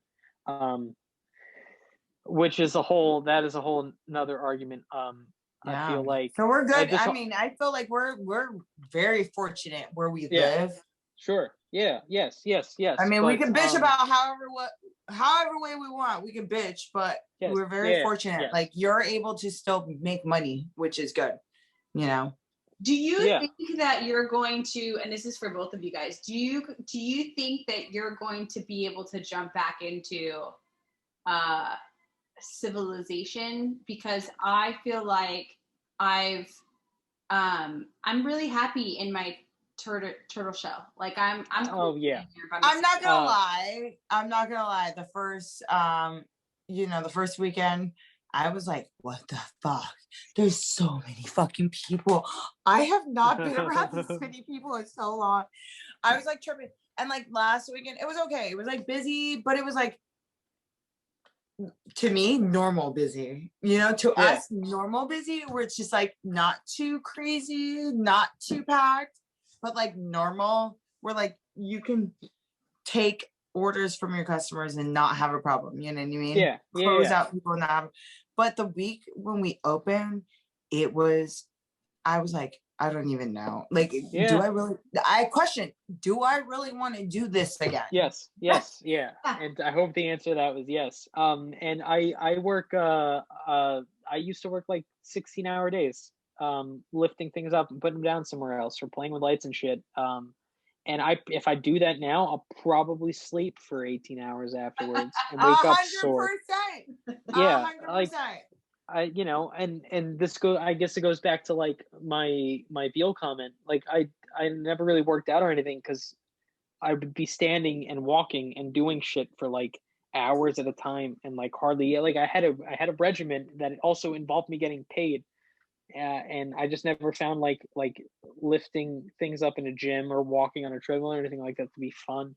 So I just didn't ever do it, and just like did work and just worked and stuff. But now if I actually have to work, I think I would sleep a little bit longer than 100%. I wouldn't be able to do Valentine's Day. Valentine's Day didn't do shit. I mean, we don't do Valentine's Day anyways. But I slept until 11 o'clock. My phone, my alarm is set at 6:30 every morning. Yes. I turned that shit off.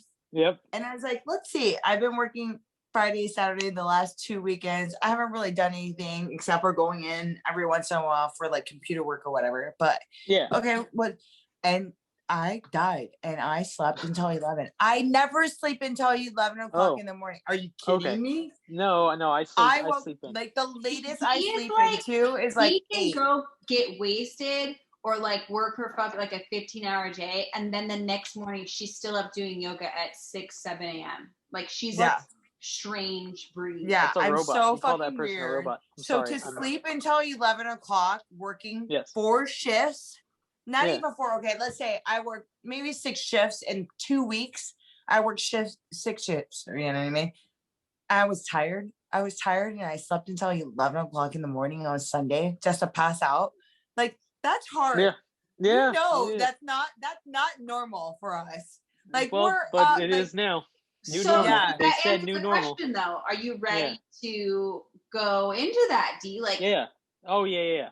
I'm bored of playing Nazi zombies. I wanna that's like what I work thought again. too. And then I'm like, wait, do I really want to do this? No, I do. Because I I'm do. fucking I do. tired already. The first tour that I see that I get an offer for, I am taking it and going. I can't. I don't care if it's 5 people and I have to sleep with somebody. It's not.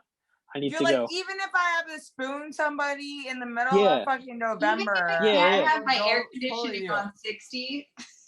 Yeah, no, but okay, but like so although like my first tour was a bus tour and like doing all these fancy things, like subsequently everything after, except for that shitty human that I worked like a week for, everything else has been a van and like sleeping sitting up and stuff, and that Oh, so a is tour bus is like the ultimate like jam for you.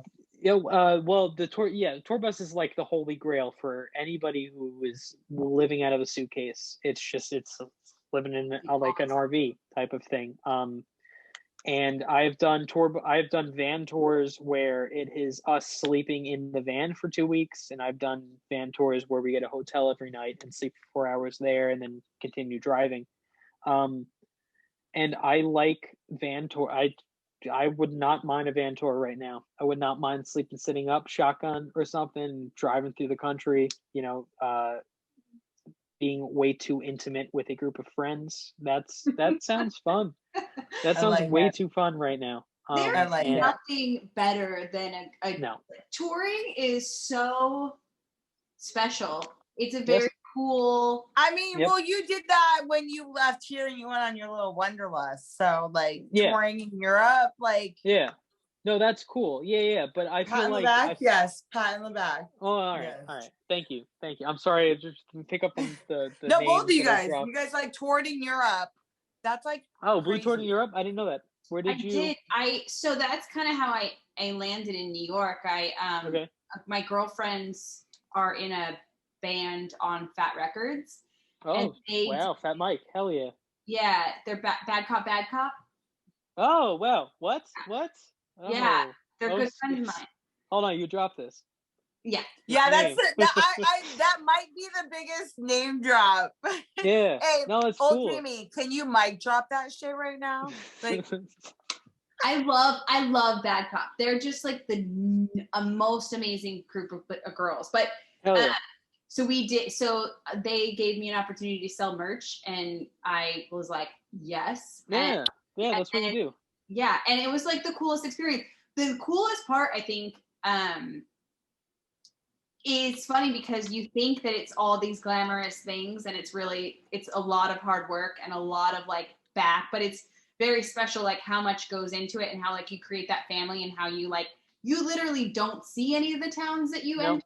No, it's a bad block. Yep. Yeah. You just see like inside the walls and you put it all together and you sleep when the show. I'm always like, oh, where did you go? Like, did you have a little bit of time off? Did you get to see something? It's like, no. We literally went from this venue to this venue to this venue. Yeah. And like, you don't see anything. It's just so these magical. Walls. Yeah. It's so magical. But yeah. And I guess like I've always as an independent person, I've always worked in the industry, but I worked at I got my start working.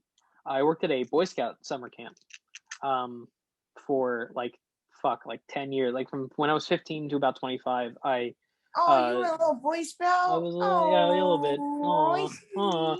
Everything terrible that I've learned about me, I learned at the Boy Scouts. Like I learned how to drink in the Boy Scouts. I learned smoking cigs in the Boy Scouts. It's a lot. It really helped. Don't send your boys or girls to Boy Scouts. No, send it, because it has also taught me some really very life important lessons, like how to talk to people and stuff. So I did my I learned how to I don't know, I guess I learned that like I've always wanted to help with memory making as part of my job, type of thing. And I guess that the working at a Boy Scout camp kind of helped it. I started as a lifeguard and I worked my way up to running a side of the camp type of thing, so like management position. And I really equate like in the industry life to like that, even especially touring, because like you're dealing with the same group of people in very close proximity all the time, that you just have that you have no choice but to be close and work with these people as closely as possible. But it's not a normal job, because your job is making sure that other people remember the job that you do, which is so indirect. Like like an architect makes a house or something, but I make a memory type. I don't know. That's kind of cool. So I see it as like touring is like summer camp type of thing. Like, it's a really cool job, and I'm very fortunate to do it. And I sleep in a bunk bed with like 12 other guys, and we're all getting drunk and talking about how awesome this is. I don't know. That's it. Wonderful. Yeah.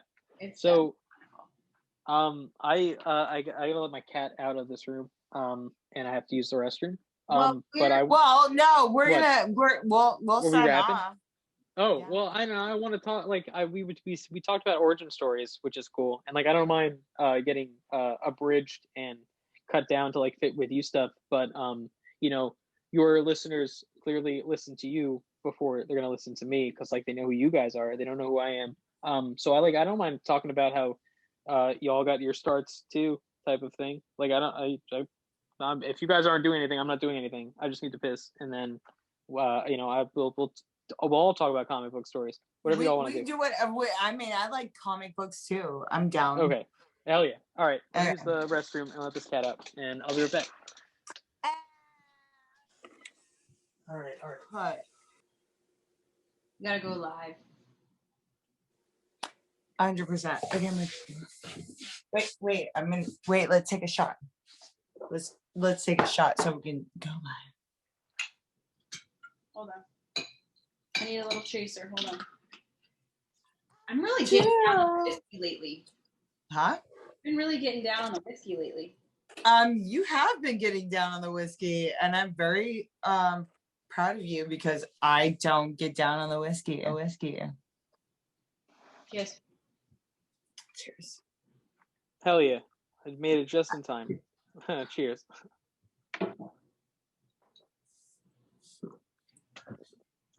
Okay, so Dude's got a D is in California, correct? Is it a yes? I am in California.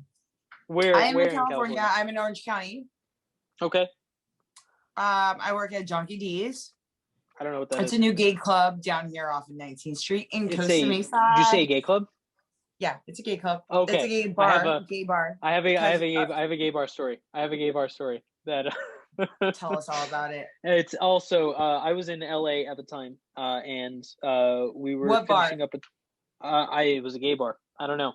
You don't know what? Okay. I don't remember the name, but It's okay. when I tell the name of the store, when I tell the actual story, you might know from it. Okay. So we're walking, me and one of the guys in Deal Casino, and the booking manager showed up at the booking managers over on the West Coast showed up at the show. So we're walking to a bar to get a drink and something to eat before we played the Troubadour, that was kind of cool. Okay. So we started walking around, and we came up to this bar.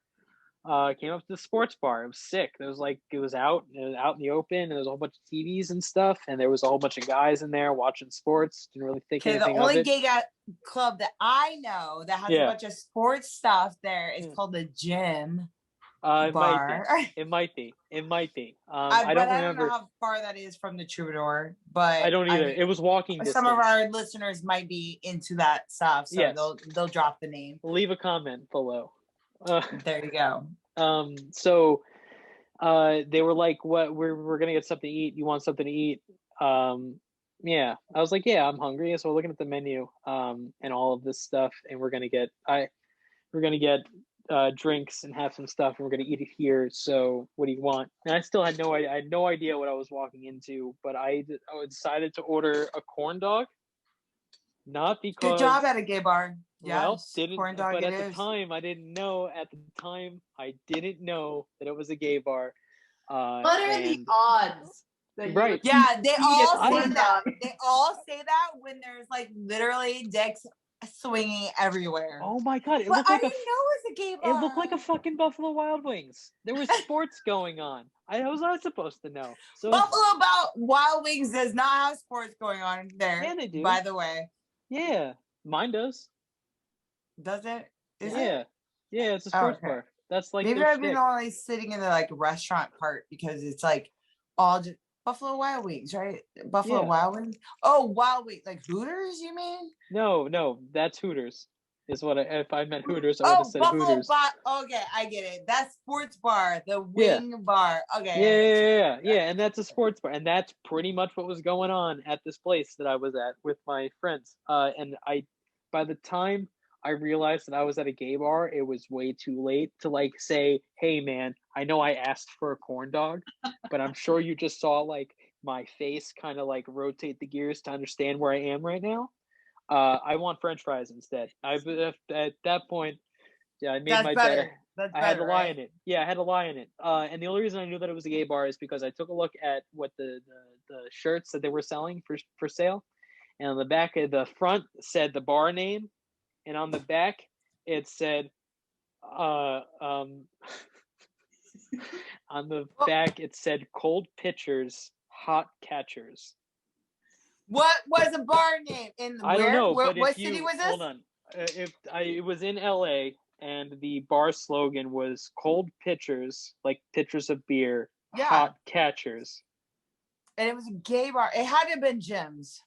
No, maybe it wasn't Jim's. It was something else. I'm searching that right now because I still don't even know the name. Because I feel like any place that's like sports would have like a sporty name to it. You know what I mean? High Tops, HITOPS. High Tops it is. Yep. That's it. So everybody go and buy a shirt from High Tops. Just Yeah, FYI, cold 'cause pitchers, they're hot probably out catchers. of business because it's LA and COVID and Yeah. all that shit. Yes. So go Yeah. buy a shirt. Yeah. So Support. that's it. That's my gay story. That's my gay bar story. I love gay stories because it's funny because the guys, like straight guys, have the best stories at gay bars and clubs. Yes, you're right. I don't really feel like Did you eat your corn dog differently? I ate my corn dog the most self-consciously I've ever done anything. He was like right in the middle, just like I was like in corn the on the corner. cob. We were outside at an outside table. We were at the corner. Like, so it's the table and then the corner, and I was facing the corner eating like towards the street, making sure that nobody got the wrong idea. Oh no, everybody saw you at the Everybody street. saw, yeah, no, Like, and I know. everybody saw you on the street. Anybody who was like driving up saw you eating that They corn. are the best places, honestly. Hands I That down. love was good corn dog. Yeah. It wasn't a bad corn dog. I just wish I I tell didn't all order my it. straight I tell all my straight guys go to a gay club because you're gonna find straight chicks there. Yeah. I tell all yeah, my gay yeah, guys to yes. go there because they're gonna Yeah. find gay guys. I tell Yeah. all my straight chicks to go there because they're gonna find straight They're having a dudes. good time. They're fine. It's just Yeah. a bar. It's just the bar. Like that. I don't understand what the problem is. Well, like some people are weirded out. They're like, "Is this a Yeah, gay bar?" And I'm like, I "Yeah, know. it's a gay bar." And they're like, "Oh." The Am same I gonna people. get hit on? And it's like, you think you're all that? You're gonna get hit on? Do you Yeah. get hit on by chicks? Because I bet you don't even get hit on by chicks. Yeah. But if you fuck don't get you. hit on by chicks, you're not gonna get hit on by a dude. Like, I calm lived. down, relax, drink some Yes, drinks. you might. I lived above a gay bar in Asbury. That was fun. Did you get hit on a lot? No. Never ever living above the gay like bar? Like never? Yeah. No. Just hey, how are you? I don't really Because leave. they I knew. like, you know, They were like, nope, this guy's straight. Don't this guy's touch straight. him. Obviously. Yeah. Well, My boyfriend, they're like, oh, I bet you if I give him a little pee-pee touch, he might want a free drink. And maybe. And then he'll be like, no. hey, free But drink. maybe. Free drink. You had me a free drink. Yeah. So, fuck. Okay. So D is in California. Blue is in New York. I know. And but you're in? I'm in New Jersey, Asbury. Okay. So how did you all get your start? I mean, how have you guys done this before? Have you talked about yourselves before on the podcast? We did our first podcast. We kind of did because we had to Set the segue stage. into like, Yeah. hey, why are these two bitches doing something like this? Oh, Yeah, okay, why? because we're fun and we're funny and we're friends and we like to talk every week. So let's get together. Yeah. And let's do this. But then we realized that we're probably way funner off of record than we are on record. Oh yeah, well that just So wait I just until need to make sure that we press record when we're talking, when we don't know that we're pressing record. It's still it's a learning process. No, like I feel like it's a learning process. Yes, it is. It is. But getting comfortable with talking in front of a microphone, so they say. Like right now, like I'm fine. Experience. But good. But like when we had our little breaks, I feel like there's also those are some really funny conversations. You know what I mean? Like also like a comfort in I think like, you know, there's that the record button, of course, but like just that mindless, you know, like mindless comebacks and like add-ons and you know that banter part is that's why I always yell at her. I'm like, don't call me. She goes, well, we have to talk. I talk to her on Tuesdays all the time. So like we like had our thing, you know what I mean? And then all of a sudden we did the podcast and like Tuesdays is like our podcast. But when we don't talk on the podcast, I feel like we're so funny. Yeah. And then when we hit the record button, for some odd fucking reason, we're like mediocre funny. Like our assholes are like clenched up and we just don't know. No, that's part of it. Yeah, that's exactly it. Oh, wait. Are we taking a shot? Is this another shot time? Dee has an asshole quota that she has to fill. I honestly was wondering when that was going to come through. But I was like, I don't know if she's going to be able to talk asshole.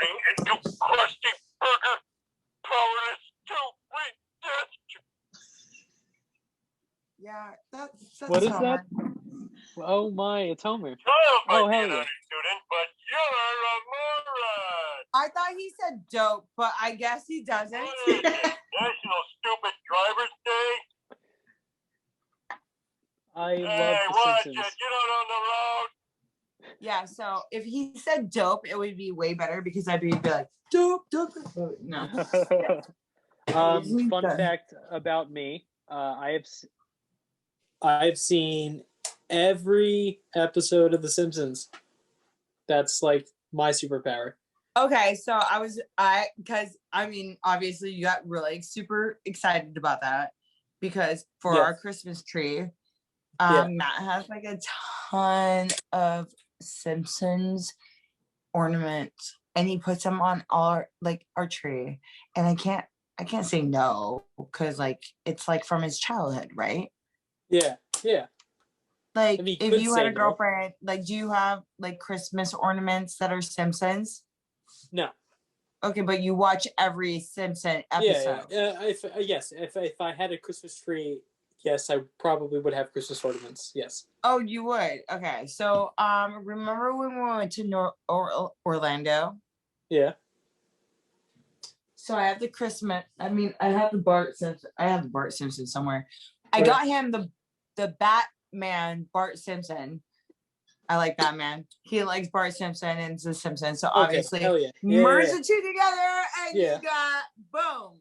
Yes. So I got him that, and I found that when I guess I hid it behind some shit back here. Yeah. And you found it when you were dusting? I found it when I was dusting, and he's like, "Where did you find this?" And I go, "Oh, it was stuff behind whatever." But yeah, like he is like the biggest Simpson fan. So the fact that you even are excited about that, I thought I was the only one that was gonna be excited about that. But No. I love The Simpsons. The most clever writing ever. I love it. Yes.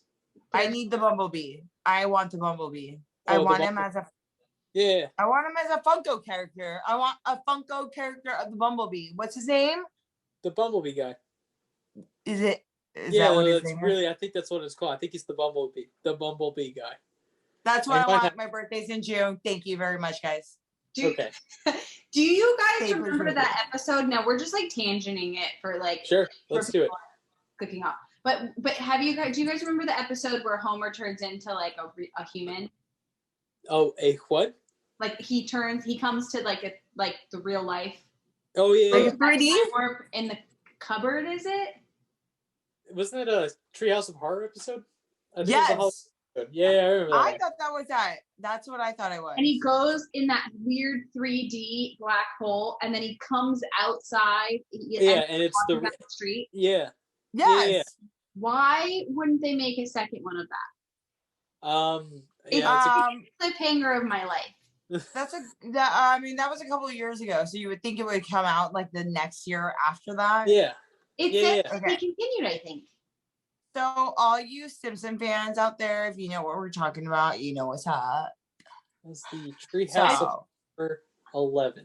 Oh no, we 6, got right? we got old Jamie 2 over here. It is Old Jamie. I just Like googled. literally on the computer right now, like looking Just it up. Can just you put fact some check stuff on me. our fucking like? Don't bitch Can it. you do some like animation? Because what I have in my head is like a whole new level. Like it's No. like Mario Brothers times like 10 right now. Like I feel so like we should have like marshmallows and like mushrooms and like 1-ups all over the place. Just dangling around the channel. Yeah. I'm sorry, say it again. You guys. No, it's okay. Yeah. Body No, Okay. So how did your all paths intersect? Because you're in California now, and Blue is in New York City. How did you all meet? Like, how were you guys? Did you guys work together? Yes. Or okay. So I started working at second floor. Did you start working after me or was before? that your first serving job or? I think it was. Yeah. What is second floor?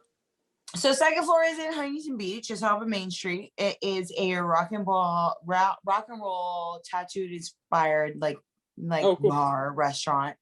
Yeah. I was talking to my girlfriends. I was living in Irvine at the time, and I was like, I really need to get a job. Like, fuck Starbucks, fuck modeling. I don't want to do this shit anymore. I want to fucking just like I don't want to move anywhere. I'm a military brat, so I grew up all over the places. I just want to stay. I want to station somewhere and just like grow up there.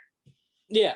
And yeah, I went into Huntington Beach. I saw the tattoo artwork. I saw some cool stuff. I saw some cool people. It was during the day because I'm a day drinker, because we all know Mama said go home when the street lights turn on. So even when you're drunk as an older adult, you want to go home when the street lights go on. So I was out there during the day, and I wanted to get a job, and Jason was there. He interviewed me right on the spot. I got the job, and then I met Blue. We kind of touched this on last episode, but like there was a couple of different gens working. Okay. And I didn't like any of them, but I like her. Oh, okay. So I tend to give people nicknames. You're the reason why they call them Blue? They call her Blue? So I feel I don't know what anybody else feels like, but I feel like I was the one who gave her the name Blue, because there was bitch, there was I don't care, and there was blue-haired Jen. And she ended up being Blue because everybody else we had to call Jen, or the other name. I don't know. Should we say her name? Stalky. Okay. Yeah. So yeah, there was like a couple of them. So I feel like I love giving nicknames to people. Like if it's a Christopher, I'm giving you a name of Topher. Like if there's like I'm always looking for a nickname, like somebody to like. I don't want to call you anything that anybody else calls you. So if everybody calls you Bert, like Albert, I'm gonna call you Al, or I'm gonna call you Bert. Like that's me. But you're Matt Bodner, so I'm gonna call you Bod. Yeah, that's fine, and you're not wrong. And most people tend to say Bod. And okay, so I have my lighting company for tax reasons is called Bold Onstage Designs, or Bod for short. and Nice. the only reason it's the only reason it's called Bold on Stage Design is because I wanted to make bod a anagram for something, so that's what I picked. So yeah, no, I totally understand. So call me bod. Mad is fine too. Yeah. So that's how we met. So what kind of bar was this place? Was it like was it a club or was it like a bar? Oh, a restaurant. I started at like a dive bar called Saloon. Little hole in the Wait, no, he asked us how we met. Yeah. And then I got a job at second floor serving. That was my second time serving. How long ago was this? You don't have to answer that if you don't want to. We can cut that out, but we were talking about last podcast. I think like 2000. Well, I've been dating Matt for 9 years, and we were working there before I started dating him. Wow. So like 10, 11 years. Has it been 10 or 11 years? Hell yeah. We're old. We're so fucking old. Hell yeah, I'll drink to that. Ugh. So yeah, we started working together, became fast friends, and then how long did you all work together for? Like 5 years, 10? 5 years, 6 years? Yeah, probably like 5 or 6 years. And well, yeah. And then she went down south and she worked for a couple of different restaurants down from like our sister restaurants. Mm-hmm. And she just moved up in rank. Cool. I was supposed to come to New York and let it chew me up and spit me out, and then didn't work out that way. So I honestly thought like I'm gonna come here, it's gonna do whatever it's gonna do, and then I'm gonna come home and try to like get back into work and and that was 5 years ago. That was that was a while ago because we left second floor, and then I worked at Black Knight for 6 years.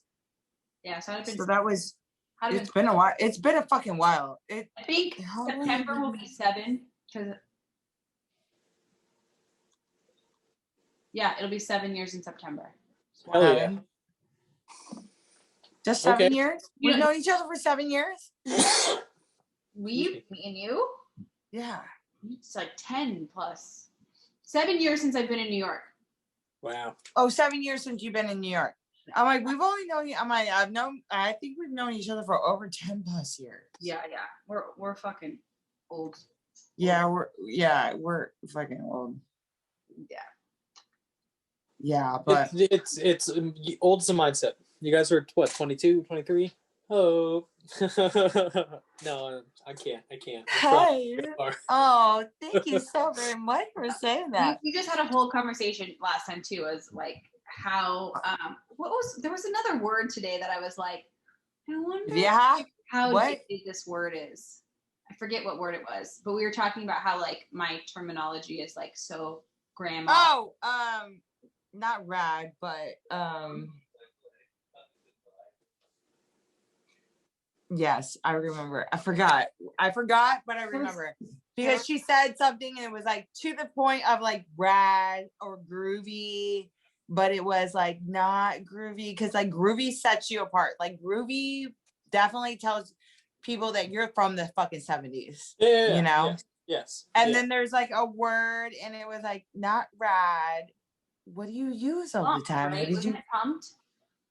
Pumped. It was pumped. Okay. Pumped gives you 90 vibes. Yeah. Like groovy gives you 70s. Yeah. 80s is like rock on.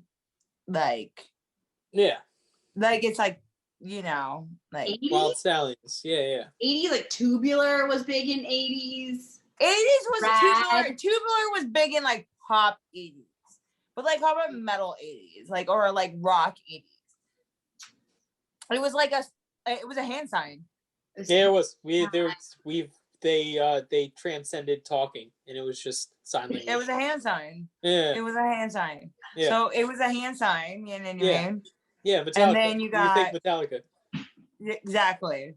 And then you went 90s and 80s. It was like the fucking words, like the Valley Girl words, like the dudes, the bras, like the fucking like, you know, like all that shit. But yeah. I'm not hip to these words these days. Yeah, No. you're only hip to fucking tubular and like pumped and shit. I'm gonna I bring know tubular fleek. back. Do they still I'm say bringing fleek? tubular back. Yeah, This let's do it. motherfucker, Ray wants to bring iconic back, like iconic. He's like, everything he says, iconic. And I'm like, you're not bringing that up. Nope. No. I'll take you're not it. bringing- I'll take that. You want to bring it? Yeah, you want to bring it? I'll take Are iconic. we bringing it? Yeah, Okay, someone's Ray. got to. All right. What- so since what- iconic is in it, it's in the joint now. We're It's in the taking a fucking lexicon. shot for you. Ray. This is your All right. fucking Ray, we got you. and I know you're watching this right now. Yes. Ray, we got And you. I'm not even going to say this shit to him. I want him to bring it up because He's be gonna like, bring it "Oh, up. Ray's not the kind of person to just leave it to talk. Yeah, He's gonna- iconic. He's not going to leave iconic out, right? Yeah. So I feel like maybe in the next couple of episodes, Cheers. Cheers. Yeah.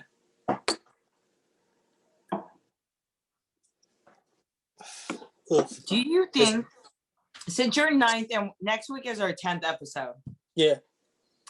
by the way, 9th episode with you, bad, yada, yada, yada, yada, yada, yada, yada, bad.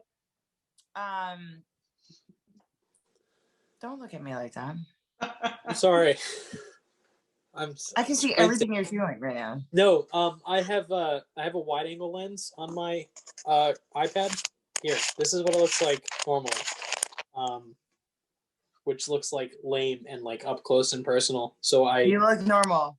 yeah, but like that's just Oh, look at that. Oh. it's just this little clip up thing. I bought it off Amazon. I'll send you the link. You know what we should do? We should go out. Then you can like Oh, see. wait, question for the lighting dude. Okay, we're on our podcast. Like, do you think that we need microphones or we do? Because No, like 100%. I don't 100%. ever have a microphone. I don't have a microphone. I don't have like That's fine. But No, we do? yeah. So like with cardioid microphones or like dynamic microphones that you sing into, they're exceptionally good at picking up something like direct. I use my vape, like something directly in front of it type of thing. But laptop speakers and iPad speakers or microphones rather, omnidirectional. They're good at picking up everything that's going on in the room. okay, question. So when answer- Matt was going pee in the bathroom, did you guys hear him?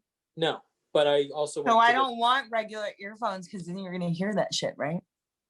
yeah, so if you could just get a regular mic, if you get a no. If you get a regular like singing microphone and stuff, singing microphones are really good at rejecting everything that's not like being picked up by like the microphone.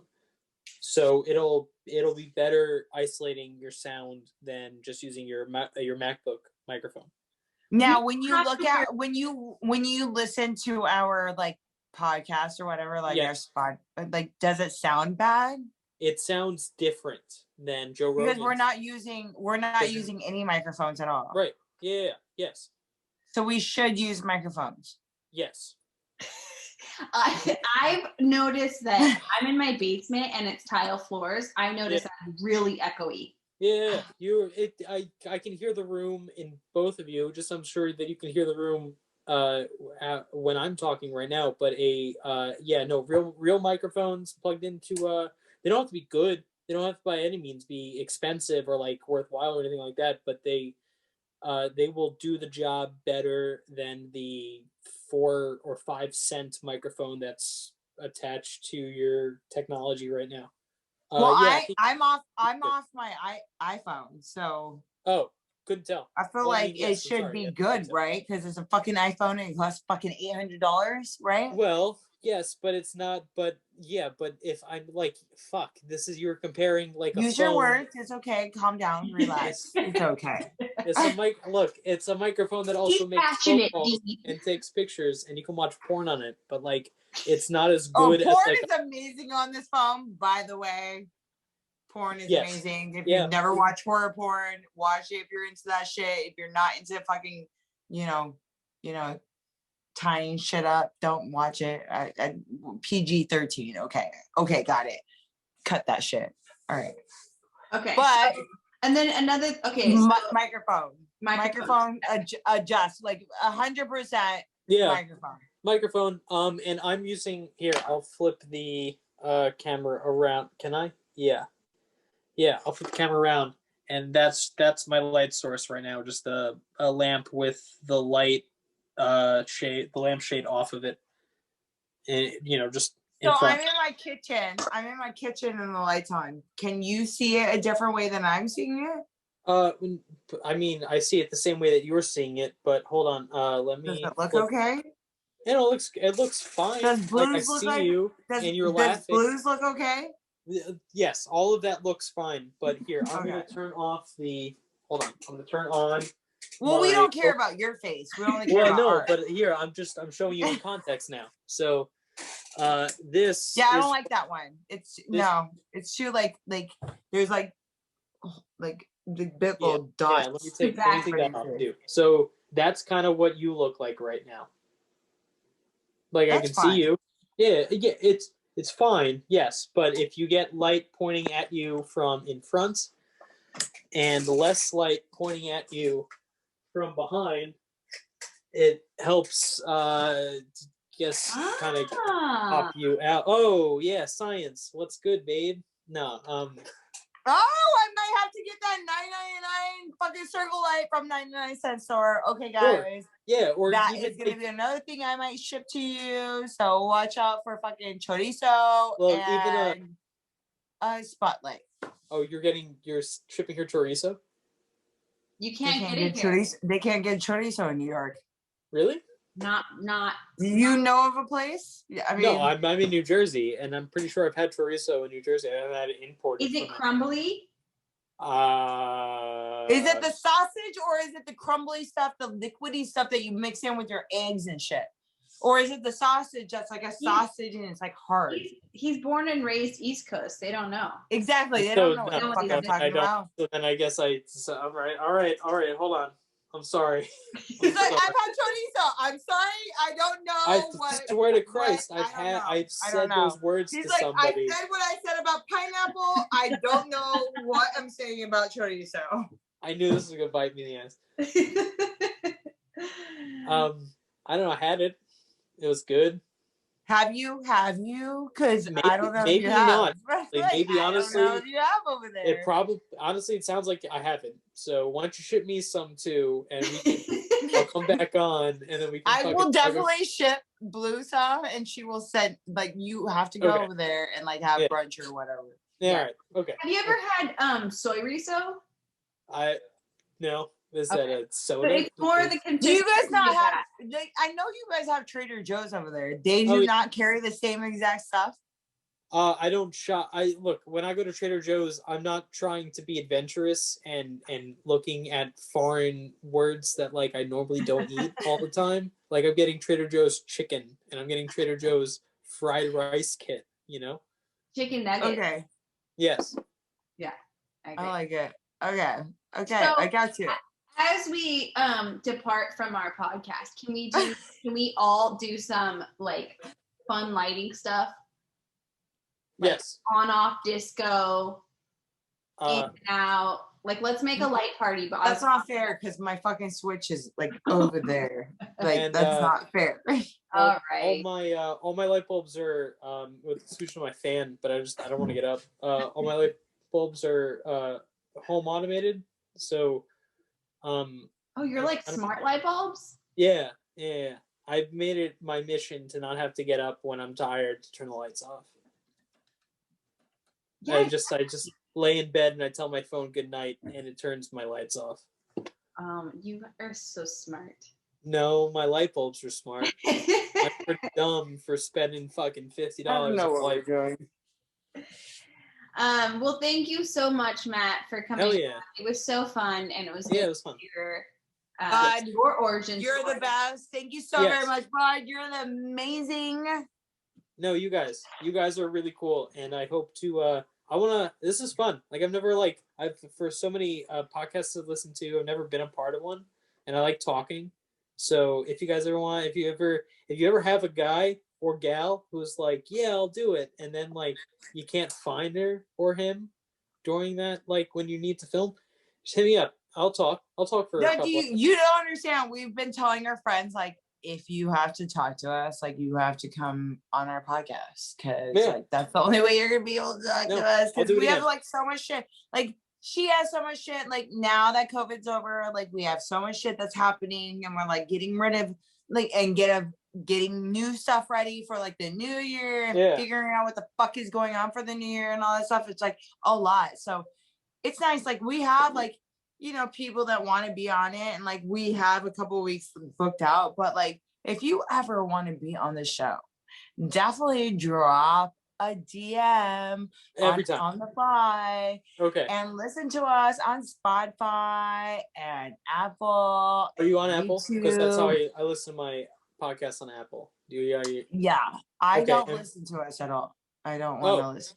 No, I do. I watch but I don't watch us because watching me like makes me cringe. Listening to myself makes me cringe too, but I'm gonna fucking listen to myself. I'll listen to myself. Yeah, I can listen to myself. I have a couple friends who only watch podcasts, and I only listen to podcasts, so I don't know how you can watch two. Like, she watches podcasts. She watches our podcast. I don't understand how you can like. I watched it too, but like I don't understand how you can like. The only way I can absorb the information of the podcast if I watch it. I don't get that because I'm just constantly listening to talk radio. Yeah, because I'm like doing other things while like I'll be cooking dinner and then I'm listening to it. Like whenever I listen to JR.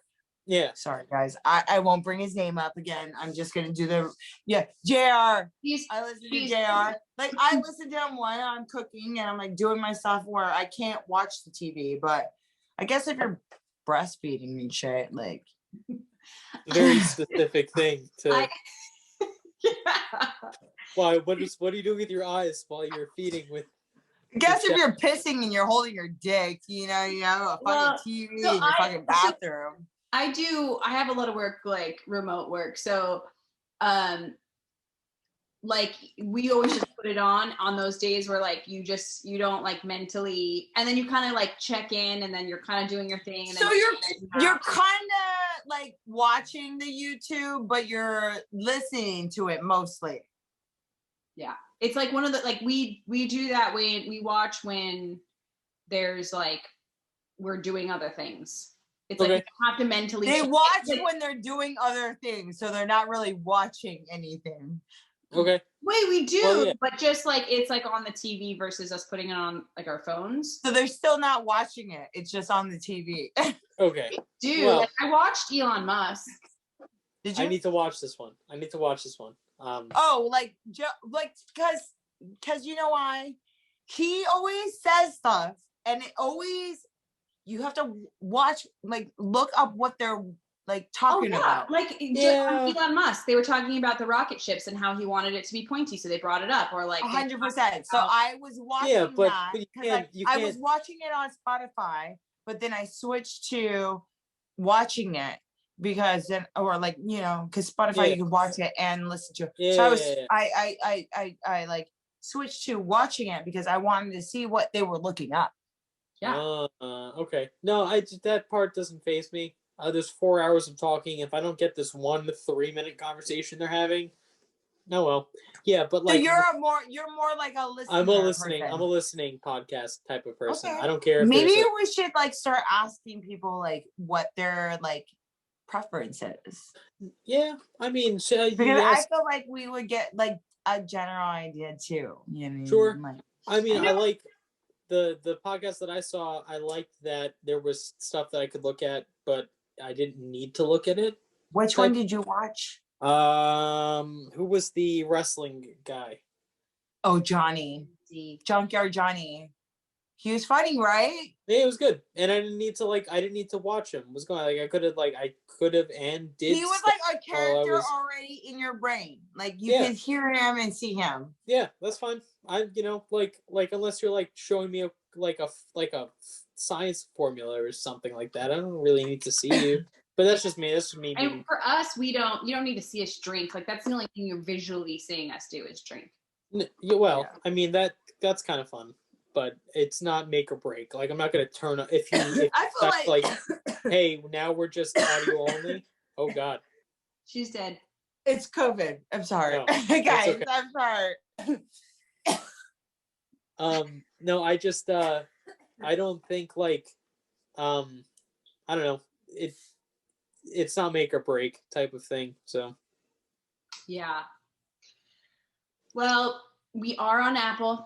We are yes. on Spotify. Good. We are on YouTube. Do you have an And Instagram? we're going live in a couple minutes on Oh. fucking Instagram. And I said fucking because we can say it Hell yeah. here. Yes. Hell yeah. Thank you so much for coming on. We definitely will have to have you back because it'll be Yeah. good. Oh yeah. I'm so down. And hopefully we can talk about some more things that aren't what I'm not doing because I'm actually not doing anything. Yeah, we'll check in after the world comes back. But for sure, we'll check in after the world comes to a fucking like complete circle and we can get back to work and we can do our shit. Okay. And yeah. Yeah, it'll be fun. All of us won't be sloths. Yes. Yes. I won't be coughing. Nobody's gonna be scared. We'll be good. Yeah. I'll wear pants. Like real pants, not legging pants. I've only been wearing sweatpants for like I'm wearing a polo, but I'm still Wait. Oh, I thought I was wearing my sweatpants, but I changed it to pants. I was gonna say, let's all stand up right now and show what we're wearing on the bottom because the whole thing with Zoom and Skype has been top up, bottoms down, right? That's so you know what? Next episode, because I know my ass and your ass is gonna wear sweatpants. We're gonna fucking show it off. Hell yeah. And that's what we're gonna do. What are you wearing behind? What are you wearing down there? I'm wearing sweatpants. Some joggers. You are wearing sweatpants. Yeah. And is it a Fred Perry shirt? No or no? No, it's just Target brand. Are you okay? I saw the stripe. I saw the stripe and you think it's Fred. No, yeah. Unfortunately, there was a group of individuals that have ruined Fred Perry for everybody. Which sucks because it's such a beautiful shirt. No, but it's only that one. It's only that one design. It's the yellow. It's the yellow with the fucking things on the side. The yellow one is the only one that's the only one. So you're good. You're good. Like I said, no PC here, babe. You wear what the fuck you want to wear. Do whatever the fuck you want to do. Be whoever the fuck you want to want. Fuck whoever the fuck you want to do and like drink whoever the fuck you want to drink. No, I don't have $100 to spend on a polo shirt right now. It's the only downside. Is that $100? Fred Perry is like some classy shit. It is. Like, I love a good Fred Perry shirt. It fits nice in the shoulder. Yeah, you have a white one. Like the yellow one's out. White ones are good. Okay. You're good to go. No, but this is Fruit of the Loom. It's just like yellow. It's just like white laces on Docs too. You're fine to go. You're fine, guys. I've never seen white laces on Docs before. It's like a fucking weird shit, but we're not gonna get into that. But it's okay now. No, it's okay now. These people need to go eat lunch or something. Eat lunch. What time is it over there? It's 10 o'clock at night. Yeah. But the glory about on demand is that our listeners, it's any time for them. So guess what? Get up, do some yoga, fucking listen to our show. You're good to go. This one's fucking smoking a stogie right now. We don't even know. Digital, hell yeah. I don't even know. Digital cigar. Look, a digital cigar. Have you even known? Wait, did the Jetsons know about digital cigars back in the day? No, they didn't. No. Same. They knew about Rosie. They didn't know about digital. They didn't know about fucking sending fucking bodies to other planets. They didn't. They didn't know about fucking like cell phones and shit, but they knew about fucking digitizing bodies to other. No, weird. Hell yeah. Yeah. On that note. Yeah, Star Trek. Hey, guess what, guys? I'm going to talk more about this stuff on our live, so make sure to check it out. Hell yeah. What's your IG for everyone who doesn't know and me included? So I can go to Blue, but I don't know if you can do. Like, did IG do a 3-way or did they not? because I feel Not like enough. it's been about 3 No, weeks since I I don't talked know if they about can it. do it. and we I don't know if did they it. can do a 3-way or not, but I want to follow you guys. And So you'll follow us on the Fly Podcast. It's on _fly _podcast. And then Okay. D is tagged in all of those. So you can Everything, all of the above. The build D on is your- all of that's the right. above. Okay, I just did. Hell yeah. There you go. So we'll go live. We'll talk a little more shenanigans because we're nice and loosey goosey from the Jack and Loosey goosey. Hell yeah. And thank you so much for being on, everybody. Totally. Thank you for tuning in. Make sure that you hit the like button on our video. It really helps. Make sure you subscribe and the notification button so that you can know our recent uploads. And follow us on Apple, Spotify, YouTube. There we go. Thank you so much, Matt. Hell yeah. Pete, Bye, bye, bye, bye, bye, bye, bye. All right. I'm going to finish this liquor, and I'll see you cats later. Thank you so much for having me. This is a lot of fun. Thank you so very much. We hope to see you guys again, and you again. Yeah. And you, and you, and you. And Yeah. you, and you, and you. But And yeah, congratulations and good luck for 2021. Hopefully Yeah. everything goes well. And Yeah. we can't wait to see fucking live concerts back in action. Yeah, me Are you either. kidding me? Yeah. Let I'm us not- know. Let us know. Okay. Hell yeah.